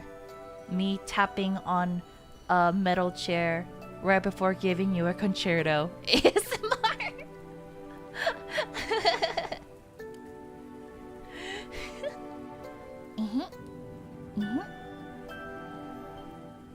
Yeah. What is it? I think it'd be pretty funny. Comment comedy ASMRs aren't really my specialty, though. I think Rem is more of the comedian when it comes to ASMR. Did you see her organ harvesting ASMR? Wow. She's wild. I loved it. I listened to it. And... I had so much fun, you know? Yeah. I like it. Maybe I can do like a short ASMR. Maybe like a 2-minute ASMR. Me tapping on the table. Now I'm gonna put you through it. Shop!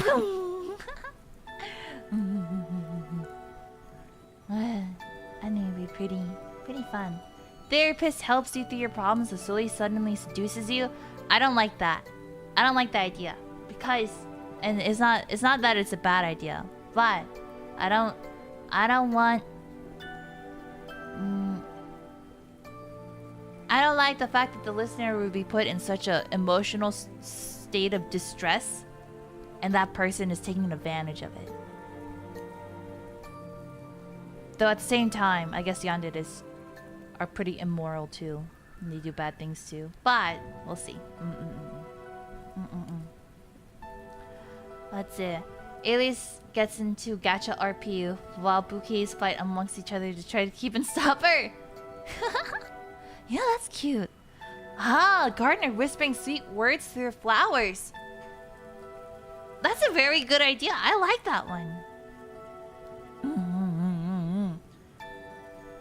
I like that one. You know what? I'll write that down right now, actually. Hold on.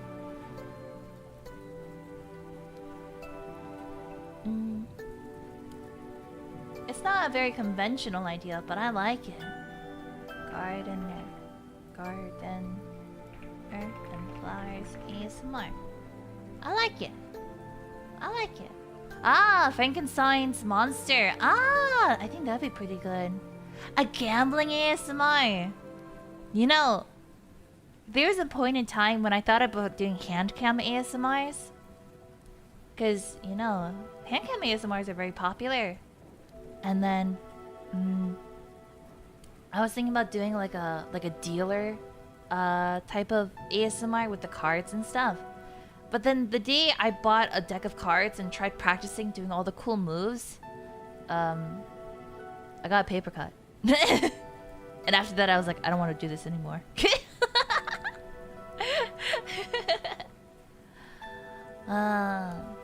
Let's see.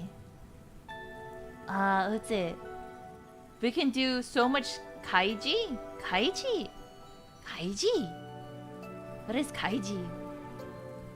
Let's see. Healer, nurse, doctor, wizard patches you up ASMR. Ah, I see. Break-in ASMR. I should be like, shh. Shut the fuck up. I mean, shut the flip up. I'm here to just sneak in so V-sensei doesn't know I snuck out for the night. Shut. Don't say a word. I'll kill you. Yeah. Farm life ASMR. Ooh. That'd be pretty good. Yeah. Yeah. Let's see. Crash on an island with an innocent and naive crewmate who knows nothing about survival, but teaches you the way of survival. I'd have to do quite a lot of research. Ah, that's right! Gym motivation ASMR. I still have to do that too.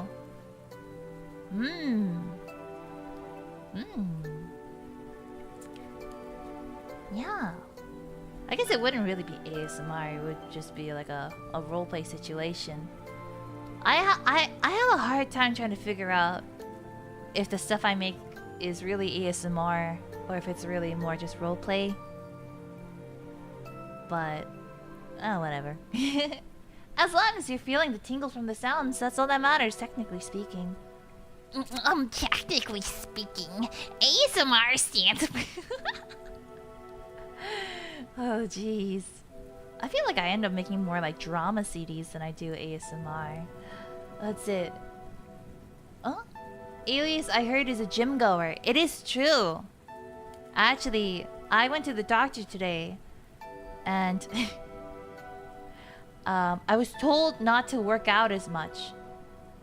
They told me that I lost 17 pounds since my last checkup. Not last one, but since my checkup last month.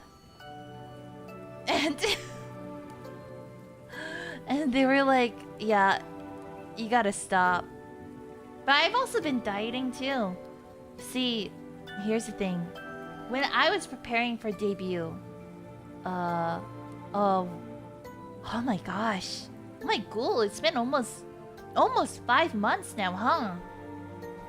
Well, almost 5 months ago.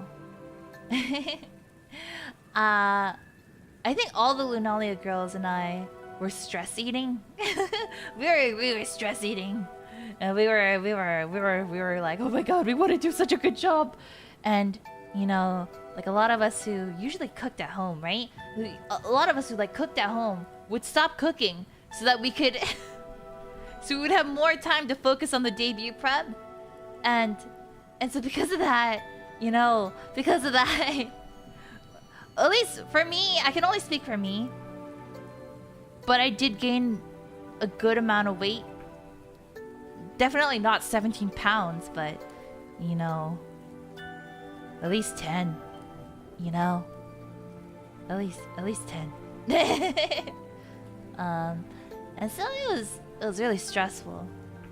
And I think because when I first started streaming, I wanted to do a super good job, right? I wanted to, and you guys know my schedule. I stream like almost every single day. Don't you? Hold on, sorry. I almost lost my patience. Jericho Thomas, you are now going to be timed out. Oh, never mind. Whoops. I didn't mean to ban you. Hold on. hold on. I didn't mean to do that. Hold on. Let me fix that real quick. Did not mean to do that. I just meant to time you out. I'm sorry. Put user in timeout for 1 minute. There you go. Oops. Yeah. Yeah, the 2 forbidden names. 2 forbidden names. So, you guys don't understand. For me, of course the mods, you know, do such a great job in like putting people in timeouts and stuff. But like, I don't have that kind of patience.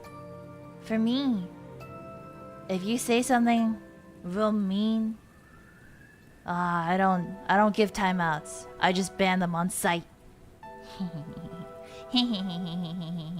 But usually the mods get to them before I do, and then time them out, and then they learn from their mistake. Am I cruel? Maybe. No mercy. What are you talking about? Mods do so fast. They're so fast. Yeah. But yeah, sorry Jericho. I didn't mean to ban you. Not this time. But if you do it again, I might. My finger might accidentally slip again, huh? Taking lessons from beside. Oh my god! Did you guys? Okay. So today, the new songs from Epic the Musical came out for their Wisdom Saga. And did you guys go to Jinjo's stream where Jinjo talked about the beautiful thing that is Epic the Musical? Yes, it released today. I haven't been able to listen to them yet because it started the same time as the stream, so I haven't been able to watch it. But I want to so badly. But honestly speaking, I like hanging out with you guys more than Epic the Musical, so I don't mind waiting. If it means I get to spend just like even a little bit more time with you, I don't mind waiting at all. But if you guys haven't checked it out, I highly recommend you do. Yeah. Watch along when? Do you want to do it tomorrow? I say this with all the confidence in the world. Obviously, we cannot do it on YouTube because YouTube's very strict about watch-alongs. But I can make it a free stream on Patreon if you guys would want to do that. I would have to ask management first. So let me get back to you on that. I know we have a Patreon stream meant for tomorrow in the afternoon. But if you guys... If I get approval for it... At night, would you guys... Would you guys be down for a double stream? It'll be free, so anyone, whether you're a Patreon member or not, will be able to watch together. I mean, if you want to. It's my hyperfixation, and I really like it a lot. I like the Odyssey. I like music. I like musicals. So this is like my bread and butter. I love it. So, I mean, if you guys are okay with it and don't mind coming to like a Patreon stream, even though it's like, even if it's free, I mean, we could watch Epic the Musical.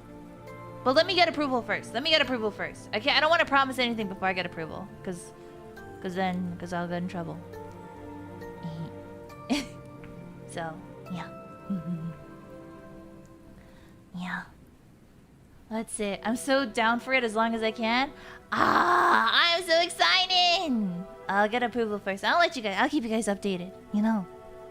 But yeah, I love the Odyssey. I love mythology. I love bouquets. I love spending time with bouquets. But yeah, you can join my Patreon as a free member too. And that way you'll be able to access the Girlfriend Pins You Down audio as well. It's free, so you won't have to pay anything. But if you wanted to join and become a paid member, you'll have access to all the membership streams and you know, some other, you know, stuff too. So if you want to, you can. But if you also want to just get updates for like free membership streams, feel free to join as a free member. Yeah. And you'll be able to get some stuff too. So don't worry. Don't worry. Yeah. Alias, are we ever gonna see that option 4 swimsuit? I don't know what you're talking about. I don't know what you're talking about. I don't know what you're talking about at all. Nope. Nope. Not a single thing. Maybe next week we can do... No option 5 either. Maybe we can do like a hot spring stream. I've been wanting to do that for a while. To do like a hot spring roleplay ASMR. Yeah. So... But I'll have something on. It would be unbecoming otherwise. Yeah, I think a hot spring trip would be fun. And then we can do like a facial mask ASMR thing, like me putting on like a little mask for you. Doing your skincare. I think that would be fun. Yeah. Yeah. Yeah. Let's see, pro wrestling ASMR. Actually, recently, I've been trying to watch more wrestling outside of, outside of WWE. Of course, I did watch a bit of AEW. I really like, Orange Cassidy. I like Luchasaurus. I like Christian. Darby Allin is pretty cool. I thought Darby Allin would be quite, like, as soon as I saw Darby Allin, I knew, I was like, that man is gonna be so popular with the young ladies. I'm an old lady now. But, I mean, he has a very baby face, in my opinion. And, I showed his picture to my baby cousins, right? And my baby cousins are now Darby Allin fans. I am a young lady, but, he just has a really baby face. So he looks extra young. And, I mean, I think he's super popular. I like his theme song. I like the music video a lot for his theme song. It has that very like old cartoon vibe. You know, it has a very steampunk, really kind of vibe to it. Or like the, you know, the old like ghost animations with the bones person. Yeah, I like it. But yeah, it's a bit delayed. Ah. Oh yeah, happy music. I guess I could now, huh? Okay. I kind of like this music though. It's calming me. I like this music. I'm gonna keep this music on. I like it. But yeah, I saw Ricochet move to AEW. I was kind of concerned because I didn't want his, you know, his fiance to move to AEW too, because I think she's an extremely talented announcer, and I honestly think she's probably one of the best that I've seen. And granted, I have not seen many, but she's just so powerful with her voice, and I love it. I love it. And I remember at WrestleMania, the one that just, you know, passed, and the day I debuted, you know, huh? When she announced that Cody was the winner, her voice cracked and she was so emotional, and I could tell that she was really rooting for him, and it shows. And I thought it was so amazing. I love her. I think she's really, really cool. So I was a little scared that, you know, if Ricochet went to AEW, then she would go, but she is not, and I'm very happy about that. And I hope to God he doesn't make her go.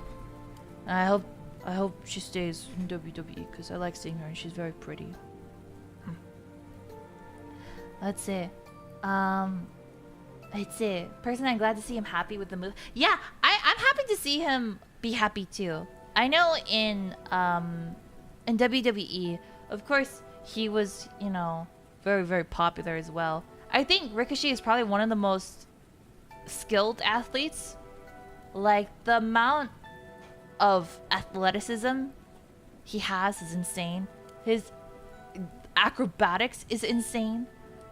That I will never forget. I will never forget the day he and Logan Paul were on the top rope and jumped at such a high height and slammed right into each other. And the amount of athleticism is insane. I think he's really one of the most talented technical wrestlers, you know. At least that's my opinion. I could be wrong, but I think he is very, very talented. Let's see. That thought of them hitting sounded so painful. Yes, but it was so great. He was popular for sure. His athleticism is off the charts. But, well, in WWE, you need crowd connecting charisma too. That is true. That is true. Yeah. Seeing wrestler putting a VTuber inside of a plasma screen through TV. The must see. Huh? What? I want to be put through a table. What the? I want to be on a TV screen and then get smashed into a table. I want the screen to shatter. That's what I want. Uncle Howdy's debut match against Chad Gable. Yes! Yes! Oh my god, let's talk about wrestling now. Sorry, I know you've been here for over 2 hours and I've just been yapping. But Alias, I would bruise you a lot. It's true, I bruise very easily. If somebody slapped me in the leg, the arm print would be there for like at least an hour. I don't know, my skin's really sensitive like that. I get bruised up really easily. If I just bump into a wall too hard, even slightly, or like, I don't know if you've ever like bumped into like a door knob on accident. I went boom, and then my hip was bruised. So if somebody were to like grip my wrist or something, the mark would be there for quite some time. Yeah, it's hard. So if I were put through a table, I would immediately explode. I would implode. But speaking of other wrestling places, hold on, let me see if I can find it. There's this place in New York. It's called Kaiju Big Battle. Do you guys know what I'm talking about? Okay, any of my East Coast American bouquets? Do you know what Kaiju Big Battle is?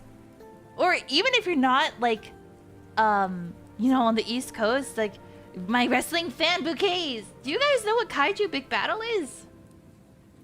I just heard about it. And I'm not gonna lie, I'm getting kind of obsessed by it. So, let me read to you what they're about. So, let's see. Oh god, they have like...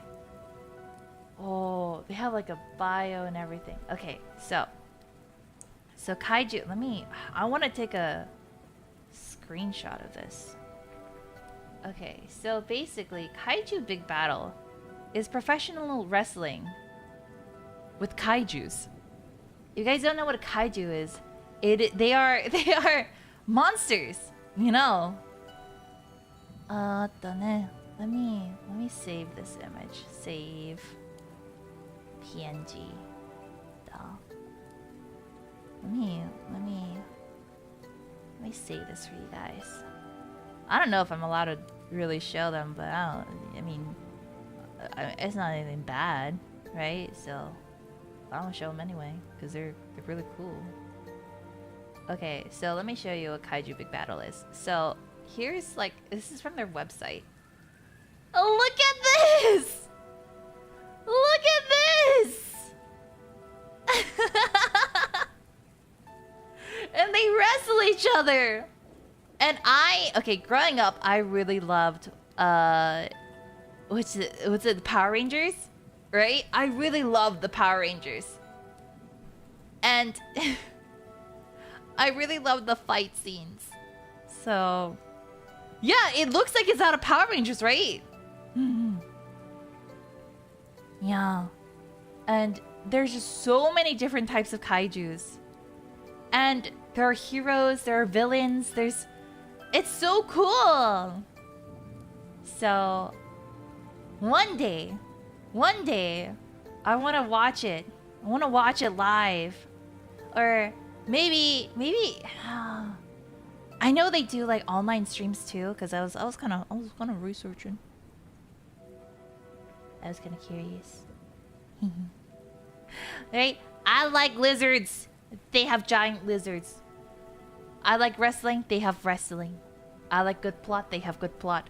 What is there not to like? So if you guys, yeah, it's like Pacific Rim. Yeah, pretty much. So there's a guy named Dusto Bunny. Yeah. So I've been like trying to learn more about like other wrestlings, because like for me personally, like I am a very mainstream wrestler fan, right? I'm a very mainstream wrestler fan. I like watching WWE, AEW, right? I've seen a few like clips from like indie shows and stuff, you know. Even in Anderson, we had like a few, you know, wrestling shows that would come in and go. But I've never really done too much research. And I was like, you know what? I wanna explore more. And actually, it wasn't even me who found them. It was actually staff, because they know I like wrestling, right? So we have. Am I allowed to talk about this? If I'm not, shh. Okay, shh. So, of course, you know, it's a school, right? So we all have our little like areas where we talk to staff, and we have an area where we all have like conversations together, right? And I think one of the senseis set up this little page where we can post things that we think somebody else would like. And it could be something small like, hey, Rem, here's a picture of a possum. I thought of you because I know you like possums. Here you go. And like anybody can like post a picture there, right? And just, you know, it's like something small to just kind of like brighten up your day. It's really silly, but I like it a lot. Like it's like your little star board, you know?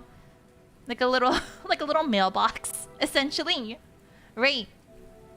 It's like your little locker room. It's pretty much a locker, right?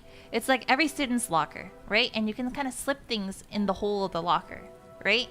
So like, you know, with like Nova, if we see anything One Piece related, we'll send it to her. Or the Yumi, if we see anything like, you know, like music related, we'll send it to her. And like staff will send us stuff too, and other talents will send us stuff too, and you know, senpais will send us stuff, and my genmates will send us stuff, and I'll send stuff out, you know. Or if we see something like really cute, like we'll send it to each other, right? And one of the staff members, they gave me, they're like, hey, I heard you like wrestling, and they're like, you should check them out too. And I've been like, I've been pretty vocal about, you know, like, oh, I want to learn more like wrestling stuff. And they're like, well, if you want to learn more wrestling stuff, here's a group. And I was like, what the heck? This is so cool. Well, yeah. So each of us have our own little lockers, and you know, Kaiju Big Battle was one of the things that was in my locker, and I was really happy. So. I don't know much about them yet, but I'm gonna learn because this is now becoming my second hyperfixation. Yeah. So, yeah. I'm trying to think now. in my locker, they put in like a lot of cute things like gecko pictures and like lizard pictures, and they'll send me like cool like books and short stories. You know, or they'll like find scripts and be like, oh, look at this, it was pretty good, I watched somebody else do it, it's pretty nice. Okay, thank you. Or like, you know, if we're like, hey, I'm like really into skincare right now, you know, we'll be like, oh, you know, let's say for example, right, if Maria senpai was like, oh, I'm like looking at skincare stuff, and then all of us would see the message and be like, oh, and then we'll like, you know, when we have time, just look up some stuff and be like, ooh, you know, like I heard this is good, and then we'll like kind of trade ideas. It's really nice. I like it. Yeah. They usually stream on the Purple site. Purple site? I mean Twitch? Huh. But they have a big show Mania weekend with special appearances. I see. Wrestling Nerd talks to you for hours, RP? Yes, that'll be me. Me explaining the entire Bloodline saga and why Roman Reigns' return is catastrophic, and why I believe that Roman Reigns is going to team up with not only Jimmy Uso, but Jey Uso, and not only just Jimmy and Jey Uso, but Sami Zayn, in order to take down the new Bloodline and claim his real place as the Tribal Chief, because he is the Tribal Chief. And how Paul Heyman is going to come out of the woodworks and he's going to be like, this is my Tribal Chief, I acknowledge him. I'm sorry, I'm like talking really fast, so like sometimes I have like a lisp, like a small lisp when I get super excited. But yeah, I think they're underutilizing Jey Uso right now. That's just my opinion. I like Braun Strowman and Braun Breaker going against each other though, but Jey Uso, I like Jey Uso. He was really hype, and he and Cody were basically on equal terms of power for a little while. But lately, I feel like they've been underutilizing him. That's my thoughts. John Cena's your favorite? I agree. That was very good. You can't see me! Rikishi was right, yeah. I think the thing is, Roman is stronger than the entire new bloodline, but Jacob Fatu is a scale breaker. Let's talk about Jacob Fatu. Oh, sorry. This has just become a wrestling yap session.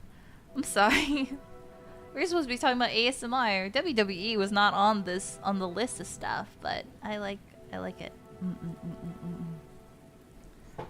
Yeah. Tasukare! You know, one day I want to be like an announcer, even as like a guest appearance. I think if I were ever an announcer for a wrestling event, I would be so happy. I would be so happy.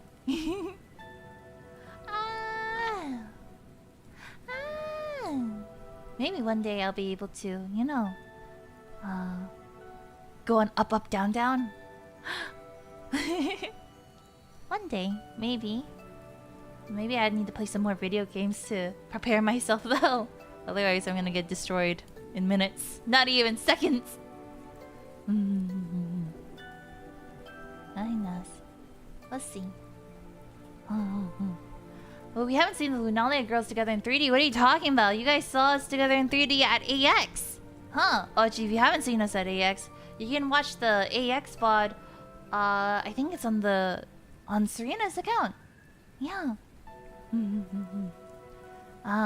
I told, what's it? Who did I tell? Was it Serena? I think I told Serena. I told her that like next time we go on a trip together, I will bring a camera so we can like properly vlog, you know? Like a camera stabilizer and like a separate camera for taking proper videos. I think it would be fun, you know? Yeah. Yeah. There's so many things I want to do though. Like, I had a lot of fun when Yumi and I went to that haunted area, you know. Would love Alias vlogs. Okay, is that something you guys would actually like? Because I remember when Pillow did her aquarium vlog and she had so much fun. And I was so jealous. I was like, wow, that looks like so much fun. I want to also go to an aquarium. But I had a lot of fun watching it. And it seemed like the Pillows enjoyed it too. I think it would be fun if I did some vlogs. But at the same time, I'm a little scared. But, you know, maybe we can like explore abandoned places together. Dun dun dun! Huh? What do you think about that, huh? Yeah, you'd be down to watch some Alias vlogs? Yeah, it'll be me exploring abandoned buildings with a... We make ghost hunting with Alias! Trying to find new souls. Hello, what's it? You know, okay, I'm going on so many tangents. BuzzFeed had like those two peoples, like the ghost people. Yeah, I forgot what it was called. I know Yumi and I watched a bunch of their episodes together when we were first bonding. Unsolved, yeah, Unsolved Mystery, yeah. Yeah, BuzzFeed Unsolved. Yeah, Yumi and I used to watch those for like hours on end. Maybe I should do something like that. Yeah, Shane and Ryan, yeah. That should be me. A V4Mirai Unsolved. Though I think I did a pretty good you know, YouTuber ghost adventure voice for Rem's debut. If you guys don't remember, I was the voice. I was like, you know, like number 15. Number 15. Rem Kanashibari. What lettuce? Yeah. So like maybe I should do that. Maybe I'll just do like parody versions. I'll just be like, good evening, my bouquets. I'm Alias Anono, here from V4Mirai's Ghost Adventuring Club. Today, we will be adventuring through this abandoned building. I have no idea what I'm doing. This is really hard. I don't want to be here. I'm scared. I'm literally pissing myself as I do this. Do not look down. You will be disappointed. You know, like, it'll be like that. It'll be like... And today, I was arrested yet again for trespassing on private property. Like, can you imagine? That's dangerous. But I do wanna explore. Maybe it'll be fun. But I'm also kind of worried. What if I got shot? That's a valid concern that I have. But you know, going out at night is very dangerous. At least here at Mirai Academy, you know, we have the barrier. Do you guys know we have a barrier? A barrier that keeps us all safe. You know, make sure that no monsters or, you know, bad people get in. Yeah. So it's very safe on campus. But outside of campus, if you travel through the portals, you can find yourself in some pretty scary situations. And me being, you know, a girl, I'm a little scared. I think if I were to go, I'd need a buddy. Maybe I'll take Yumi. But I'm a little scared. Maybe I'll just call you guys. Hello. Yeah. Maybe I should just, you know,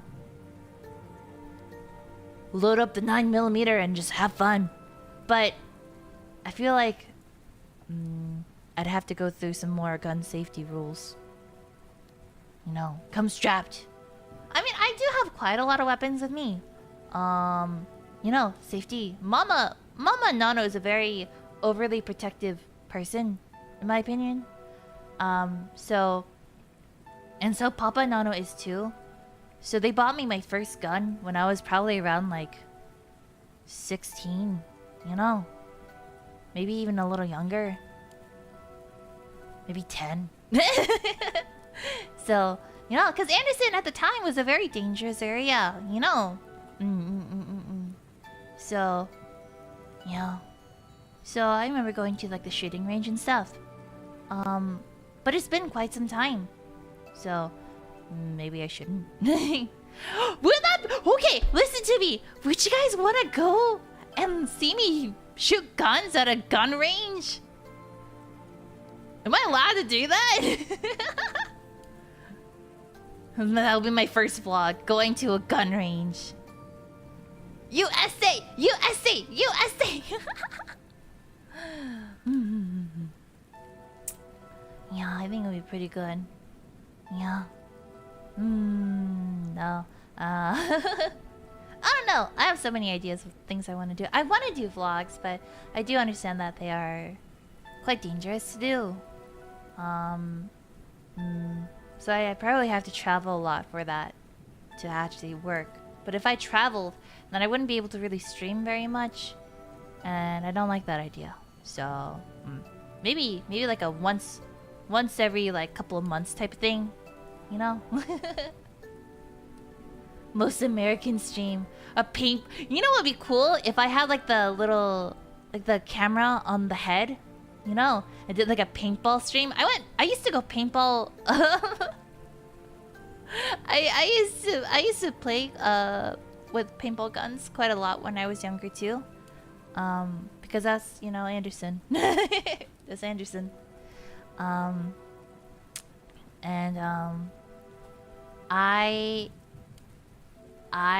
have never felt so much pain before in my entire life, which is not true actually. I felt worse. But the way so with paintball, right? You need to wear you know, thick clothes, because when you get shot, it hurts. And I know they say that you should play during like hot seasons because then the balls won't freeze, you know, and hurt even more. But, you know, at the time, my first time, I was stupid. And, you know, Brolius and, you know, our other cousins were like, hey, we're gonna go paintball, you know, shooting. Do you wanna come? Okay. I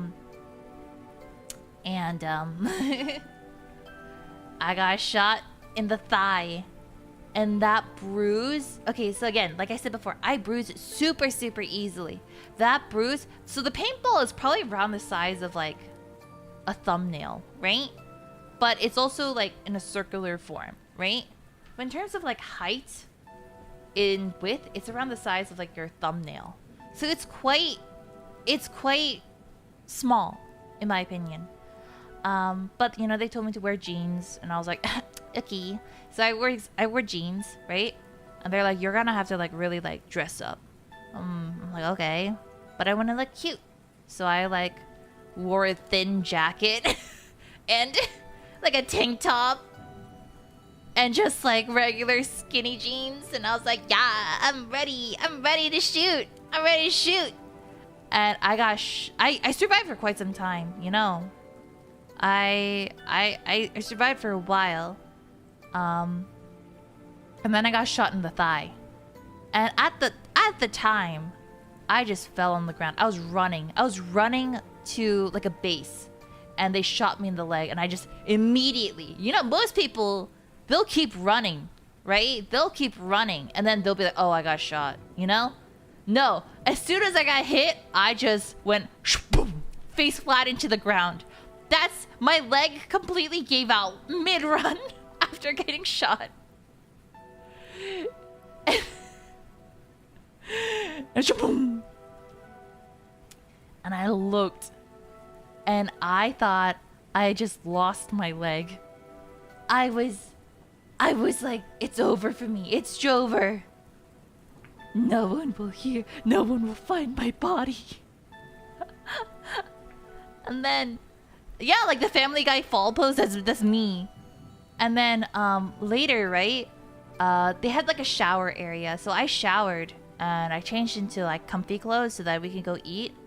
And my comfy clothes, you know, were just sweatpants, right? But while I was taking off my pants to go change in the changing room, the bruise on my leg formed immediately. I had never had a bruise that big that covered my entire thigh. And it was purple and green and blue. And I looked down and I was like, oh no. Oh God. And so when I got home later and I changed into shorts, right? Because, you know, I'm going to sleep. And when I sleep, sometimes, majority of the time, I'll just wear shorts and like a big t-shirt. And I wore shorts, right? And Mama Nano saw my leg and she's like, Omo, Iris, what happened to you? And I was like, I got shot. Of course I iced it. But then I was so hungry that I just started chewing on the ice. I think that was the issue too. I kept eating the ice in the ice pack. But at the same time, it is you know, it wasn't like a, you know, with the gel, it was just, you know, like a bag full of actual ice. What kind of microphone do you use? I use an SM7B. Yeah. That's it. Didn't even say it was a paintball. Yeah, I just told her I got shot. My mom fainted. My mom, I say fainted. She's like, Omo! And she like fell back in her chair. And she's like, oh, how could this happen? And she looked at Broly. How could you let this happen? And then, you know, she was like checking to make sure it was okay. And she was like, oh gosh, oh ghoul. All right, you're fine. Yeah, Mama Nano, she was so shocked. But, you know, it is what it is. You know. Yeah. But I bruise super easily, so... I don't know. I think going paintball shooting with, you know, all of V4 would be pretty fun. I wanna. But at the same time, I don't want them to get bruised up too. And I don't particularly want to get bruised up either. Because then I'll just be a needy baby the entire time. I'll just be like, bouquets,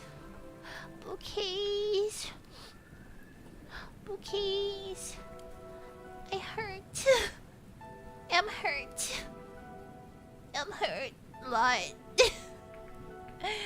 and then I'll just be a mess. I love that Broly sounds like Broly. I can only imagine a picture of him as a mega jacked Super Saiyan.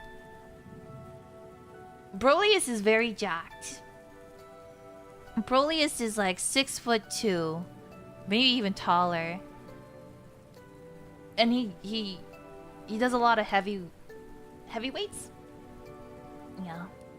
He is very jacked, man. His biceps are bigger than my head. I measured. Yeah. Broly scares me. Yeah. So you're not too far off by imagining him as a Saiyan. Broly he's a gentle giant. Not when he's angry. Let me tell you a story.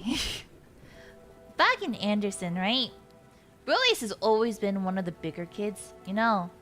At the time when we were young, you know, he was really tall, but he also had a lot of baby fat, you know. And you know, he was very smart. He was smart, man. But you know, as kids, you know, kids don't really see that, right? They're just like, oh, chubby kid, whatever. Let's make fun of you, hey. You know, they were pretty mean to Brolius, right? And Brolius kind of just took it. He was just like, whatever, you know, whatever. And then, yeah, and then in Anderson, I think people at the time, right, were just not very culturally aware, I guess. Maybe it was our hair color, since, you know, all the Anono family has the same hair color, you know? Light hair, light with green, you know? So we kind of stood out a bit in, you know, a town full of people with, you know, blonde hair and like light brown hair and, you know, stuff like that, and like, you know, red hair. And so we were picked on quite a lot. Picked on quite a lot. But specifically Brolius. Brolius was picked on quite a lot. And Brolius, you know, dealt with a lot of racism, you know, in Anderson. And, you know, of course, we all did, right? But I think because I was, you know, just a little girl, people, if they were, you know, inherently racist to me, I didn't really register it, you know? And they'll be like, hey, you got small eyes. I'll be like, do I? And I'll just stare at the mirror and like try to make my eyes as wide as possible and be like, no, I think my eyes are normal shaped. They must have bad eyesight. I feel bad for them if they cannot see that these are normal eyes. That's too bad. I'll pray for them. Like that was, you know, or stuff like, you know, they would say stuff like, you know, like, go back to your country, you know. Because Mama Anono and Papa Anono are not from Anderson, right? They're from far, far away. In the eastern province. So, to them, moving to the, you know, the western province, they were very shunned, I guess is what I should say. But as I got older, I started to recognize it, and I saw a lot of people were bullying Brolius. But Brolius, he has a very he has a lot of patience, right? Brolius is very like, well, it's not my job to educate them. And that's what he would keep saying. Every time he would come home and he would be like, you know, a little roughed up, you know, and Mama Nana would be like, Brolius, what happened? You know, Brolius would always be like, it's nothing. It's nothing. And I was too young at the time to really realize what was happening. But then, I think I was probably in primary school. I was in primary school. No, almost middle school. I was in almost middle school. So it was probably around 5th grade. 5th grade. And we had a new transfer student. And he was mean. His name was... I gotta give him a fake name. His name was... Jacob Fatu. No, he was what's a very, his name was Chad, right? His name was Chad, and he came into my class, right? And immediately saw me and my hair color and my eye color, and I was just like, "You're a freak." That was the first thing he said to me. He said, "You're a freak," and I was like, "What? What the?" And the thing is like, in Anderson, right? I think our school only had, you know, less than 200 students. So the people that you start school with are the people you end school with, right? Our class is very small because Anderson was a very small area, right? So maybe a little more, maybe at most 400. But bare minimum, it was probably around 200-ish. It was very small. So everyone in my class kind of, you know, was kind of like, well, we grew up with Alias here, so I mean, whatever, right? Whatever. Some of them were mean when we first met, but you know, now it's like we all play dolls together, so whatever, right? and so Chad, who was new and saw me, was like, "Yeah, I don't like you. You're weird, huh? What are you doing today, huh? Eating worms, huh? You're eating worms for lunch, you know, stuff like that." And you know, the other kids, like, you know, they laugh, right? And I didn't understand why he was being like that. And I didn't understand why he would think, you know, jjajangmyeon, which is like a black bean noodle, were worms. And I think it was because at the time, my sense of social awareness was just so low. So I just kind of saw the best in people. I was like, oh no, they're not worms. They're black bean noodles. If you want, you could have some. Ew, why would I want to try that, you know? And later, I remember being on the playground, and Chad, he pushed me. He pushed me onto the ground, and then he spat on me. And I just looked at him, and I was like, why? I don't understand. And then Brolius saw, and he was like, because we all had recess at the same time, right? Because it was a small school, so we all had lunch at the same time. And so he came running, and he was like, Alias, are you okay? And then Chad was just like, oh my god, it's another one, another freak. And then he called me a bunch of slurs. And Brolius, who had been a pacifist, right? He was my brother was very religious, and he was very like, you know, be kind to thy neighbor, you know. So he was a very pacifistic person, and I think that was one of the main reasons why Brolius never really fought back. But he saw me get pushed down and spat on by this this random kid, and he started calling me slurs. And Brolius broke his pacifist pact with himself and just started beating the absolute shit out of Chad right there on the blacktop. You know, beating the shit out of him, kicking in his head, you know, punching him. And you also have to remember, Brolius is much older than me, you know. Brolius is older than me by quite a lot. And so, and this kid is the same age as me. So assume I'm like maybe like 11 years old. Brolius is like minimum 3 years older. So, so Brolius is very, he not only does he have this amazing height advantage, because Brolius was always tall, but he has a weight advantage and he has a strength advantage to this 11-year-old kid, right?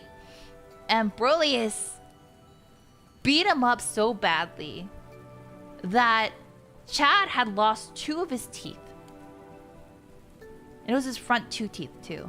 Now, I don't know if they were already wiggly at the time, but regardless, they were gone. Yes. And there was a lot of blood. And we all got called into the office. And Brolius, you know, he was like, I have put up with so much doo-doo from so many people at this school, and I don't want Alias to have to go through that. So I did what I had to do. And then I was like, wow, Brolius. And obviously, you know, Chad and Chad's family was very upset, and Mama Nono got called, and I think Mama Nono is a very strong-willed person too. Because at the time, you know, Mama Nono's English is not the best. And she was trying so hard to communicate the situation and my brother's feelings to the teachers, because, you know, they're not gonna really take a kid seriously. They're gonna go to the parents, right? But Mama Nono's English wasn't that great, and people in Anderson talk very fast, right? And so Brolius was trying to explain, and Mama Nono, she did her best to you know, remedy the situation. And I remember Broly's like just looked at me, and he was just like, "Are you okay? Huh? You didn't get hurt, did you?" And then he started like wiping my my back for me, because I had like some grass stuff and some, like, you know, like kernels of gravel stuck to my clothes.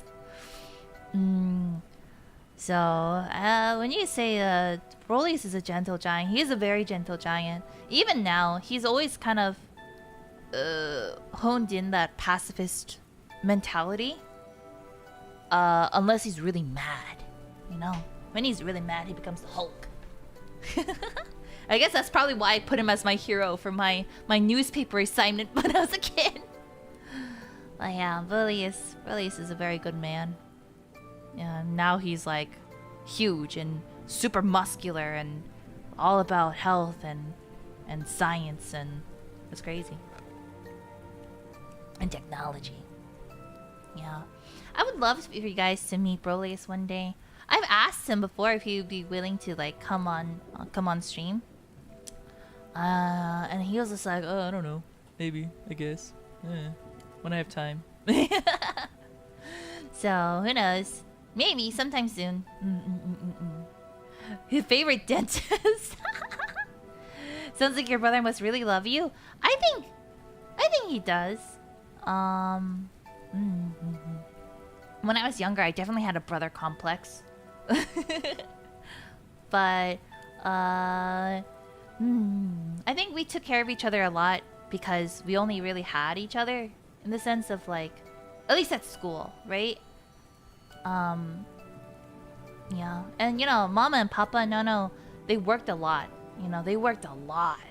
So a lot of the time, I think after we hit maybe 2nd or 3rd grade, you know, Broly, who was like older than me, would start babysitting me, right?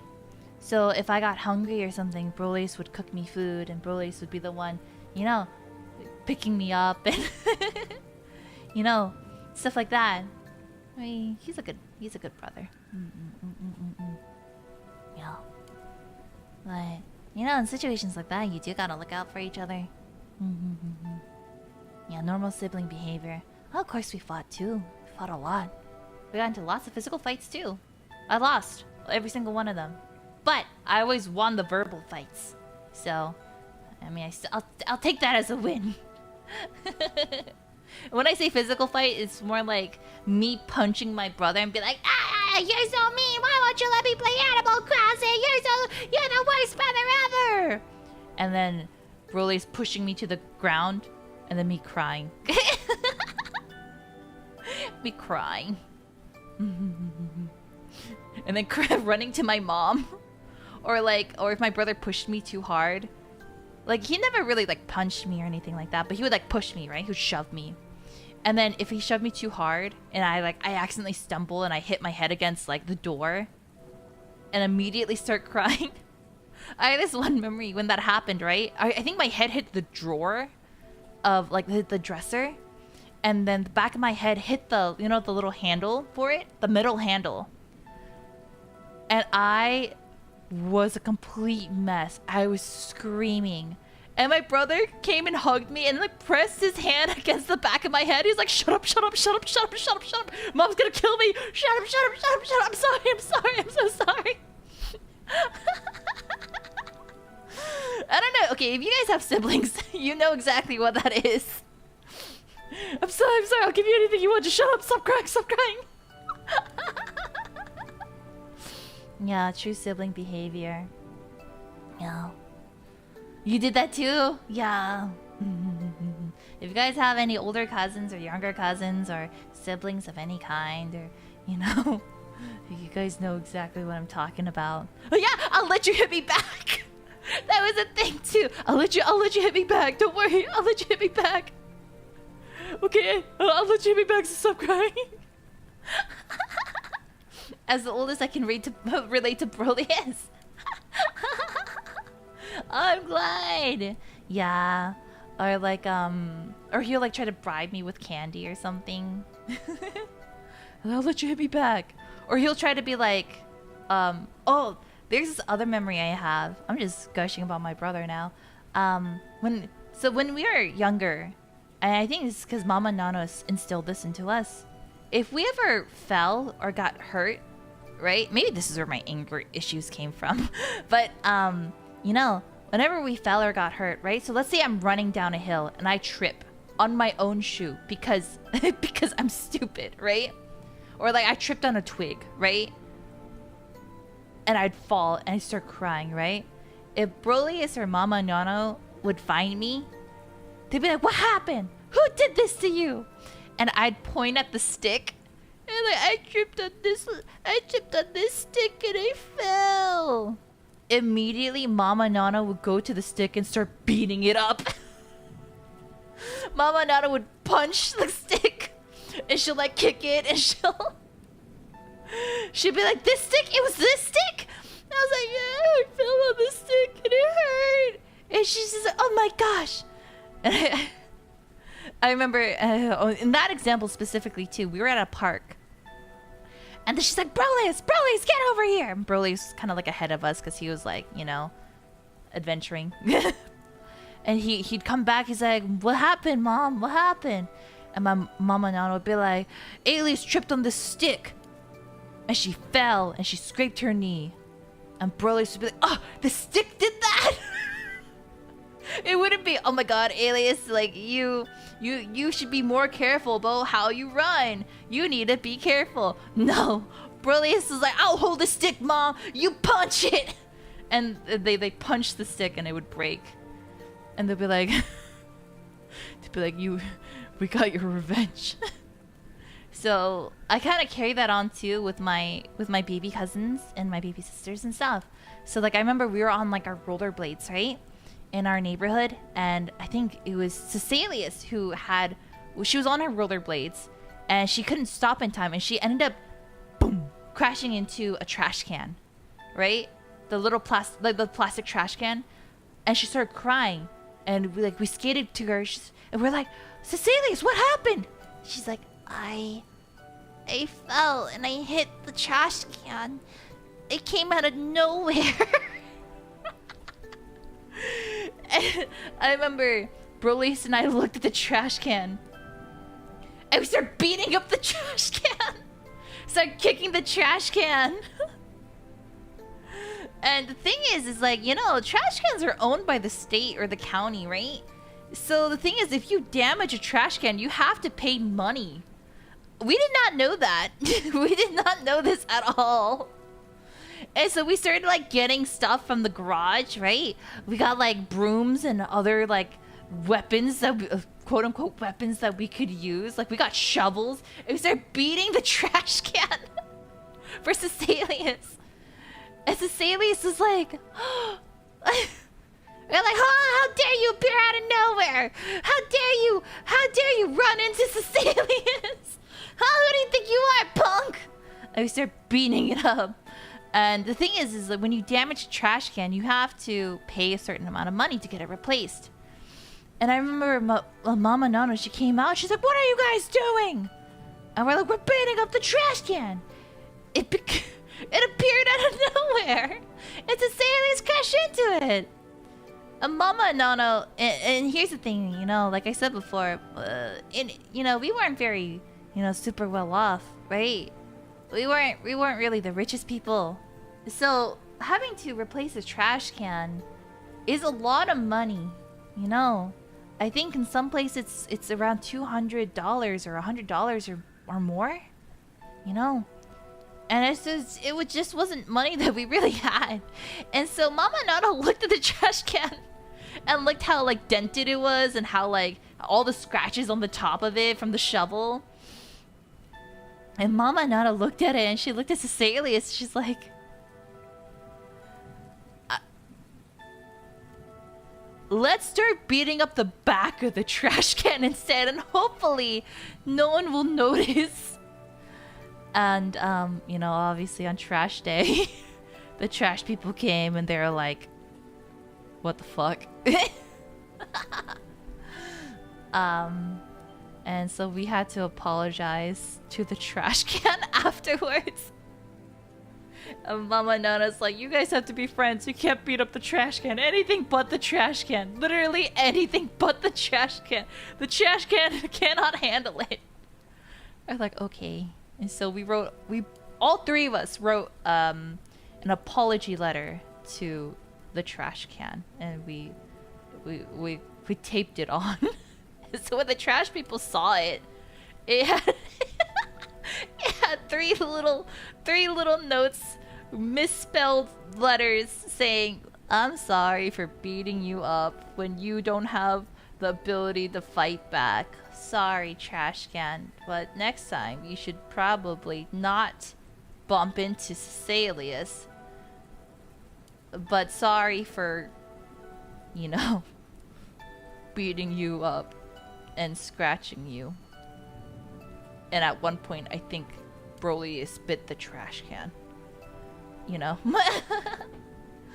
So we all had to write apology letters, and the trash people were like, okay. And they threw away the letters, but, you know, regardless, it happened. And eventually, after like a couple of years, Mama Nano ended up replacing the trash can. And she's like, "Whoa, look, it's brand new.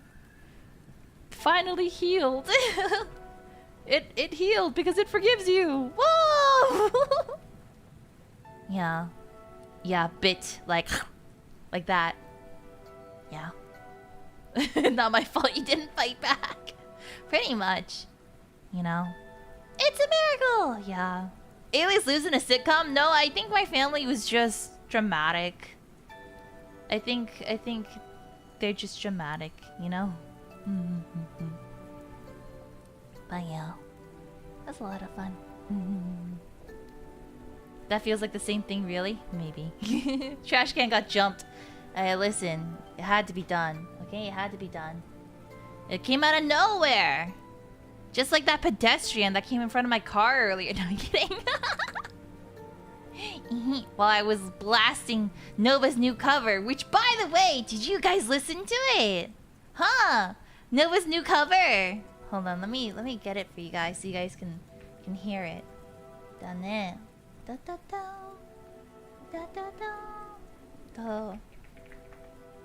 Dun, dun, dun. Yeah. Stocking Crush Funk. Copy. And then paste. But yeah, you guys liked it. I'm so glad. It came out so well. Here's the link. I highly recommend, you check it out.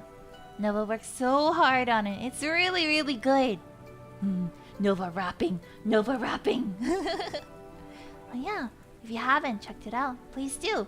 Also, Nova's birthday's coming up very, very soon. Very, very soon. Tomorrow, actually. So, if you guys want to come and support Nova, please, please, please give her all of her love on her donathon. Yeah. And, let's celebrate her amazing womb evacuation day. Yeah, or her extraction day. I wasn't really sure how she was born. Sometimes I feel like she came from a test tube, making a clone of herself every day. But regardless, it is Nova's birthday! So, let's give her all of her love. Okay? Yeah. Huh, are we also doing a donathon for your birthday, Miss Nono? I'm not sure. I haven't decided yet. We are getting a lot of things prepared for my birthday, though. So, I hope you guys are excited. My birthday's not until September 16th, though. So, yeah. Still have a bit of time. But if you guys would like to, come and party.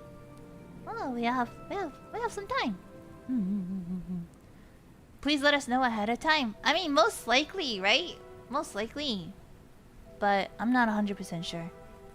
Regardless, right? Whether it's a donathon or not, I'm just happy to spend time with you. So, don't focus on the money and don't focus on stuff like that. Just, let's just have fun together. Yeah.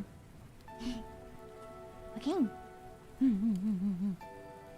Yeah. Alias, what is your favorite kind of cake? I have three favorites. Okay, I have 4, 5, 6 favorites. Yes, they all tie. One is bum ba da bum Black Forest cake, my favorite cake. Yeah. And then my other favorite cake, bum ba da bum berry chantilly cake from Whole Foods. Dun dun dun dun. Third favorite cake, is a blueberry yogurt cake. Yeah. Bum ba da bum. Next favorite cake, carrot cake. I don't care what anyone says. I love carrot cake. I don't care. I don't care if there's carrots in it. I like it. I like cream cheese. I like carrots. I like carrot cake. That's number 4. Ba-ba-da-bum! I also like red velvet cake for the same reason. I like cream cheese. Yeah. Yeah. And ba-ba-da-bum! I like crepe cakes, which I don't know if really counts as a cake because it's a bunch of crepe layers stacked on top of each other, but I like them. Oh, wait, ba-ba-da-bum! Cheesecake! Yeah. Because again, I like cream cheese. Yeah, I love cheesecake. Yeah. Yeah, those are all my favorite cakes. So, yeah. Yeah. Oh, a bum-ba-da-bum! Angel food cake. Bum-ba-da-bum! Devil's food cake. Which I think are the same thing. But they're good. They're good. When I was younger, right? Instead of buying birthday cakes, Mama Nana, she would make us bunt cakes. You guys know what I'm talking about? They're bunt cakes, right? And Mama Nana, she didn't like spending money on like cakes because they're unnecessarily expensive sometimes. So Mama Nana, she would make cake, or she would make us cornbread and say it's a cake, but we know it's cornbread because it tastes like corn. But it was still delicious, you know. Or choco pies. Choco pies. It's not really a cake, but I remember one time Mama Nano, she stacked a bunch of choco pies together. Choco pies are like a Korean chocolate marshmallow cake, little sponge cake thing, and it's around the size of like your palm. And she stacked a bunch of them together and put like little candles at the top. That was fun. Yeah. But yeah, that's a lot of fun. So those are all my favorite cakes. I love cake. Also, bum ba da bum, tres leche cake. That's a really good one too. Oh, I totally forgot about that. Oh, that's so good too. Yeah, tres leche cake. Yeah. I love tres leche cake. I don't care what anyone says. Yeah, it's 3 types of milk, and I love them all. Yeah. Yeah, tres leche is a slapper. Yeah. I think we should all buy cake tomorrow and take pictures of it with a picture of Nova and celebrate Nova's birthday, huh? What do you guys think? I'll also take a picture with some cake, and I'll buy it to honor Nova's birthday. So, if you guys want to celebrate with me celebrating Nova's birthday, even if it's something small like a little cupcake or something, or if you can't, it's okay too. We can get a PNG of a cake. Then let's, you know, party together. Yeah. And we must make a little Nova shrine. Little Nova. I have a little Nova keychain, so I'll put that on top of the cake slice, and I'll take a picture of it for you guys. Yeah. Yeah. Any sweets, any candies, any, you know, stuff like that. It's good.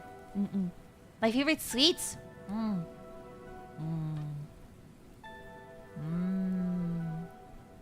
I like red bean buns. Actually, I love. There's this thing called manju, and it's kind of like a how do I explain it? little tiny cakes around the size of your finger, like finger food, right? And usually they're filled with white bean or red bean. I'm sorry, I'm talking your head off right now. I'm talking about food. I love food. But yeah, and I remember Brolius one day asked me what I wanted for my birthday, and I told him I really wanted a big box of manju. And Brolius and I have birthdays very close to each other, right? And I remember Brolius asked Mama Nano for an advance on his birthday money, and he used his advanced birthday money to buy me a big box of manju. That was probably around $20 to $40, and I ate it so happily. And I didn't realize that he had done that until probably a couple years later when Mama Nana told me, and I started crying. Yeah, but yeah, manju is one of my favorite sweets, for sure, for sure. Yeah.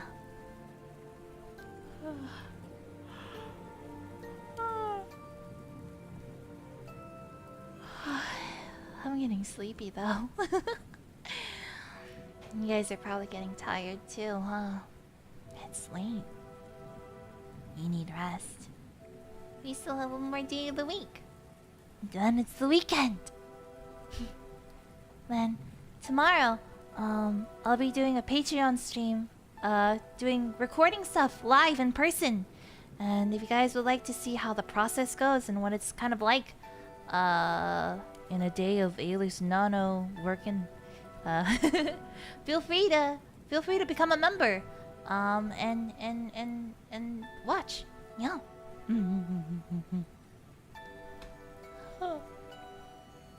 That's gonna be at 11 a.m. PDT. So, I hope I'll see you guys tomorrow. I hope you're able to get lots and lots of rest too. Then, good night. Sleep well, okay, bouquets.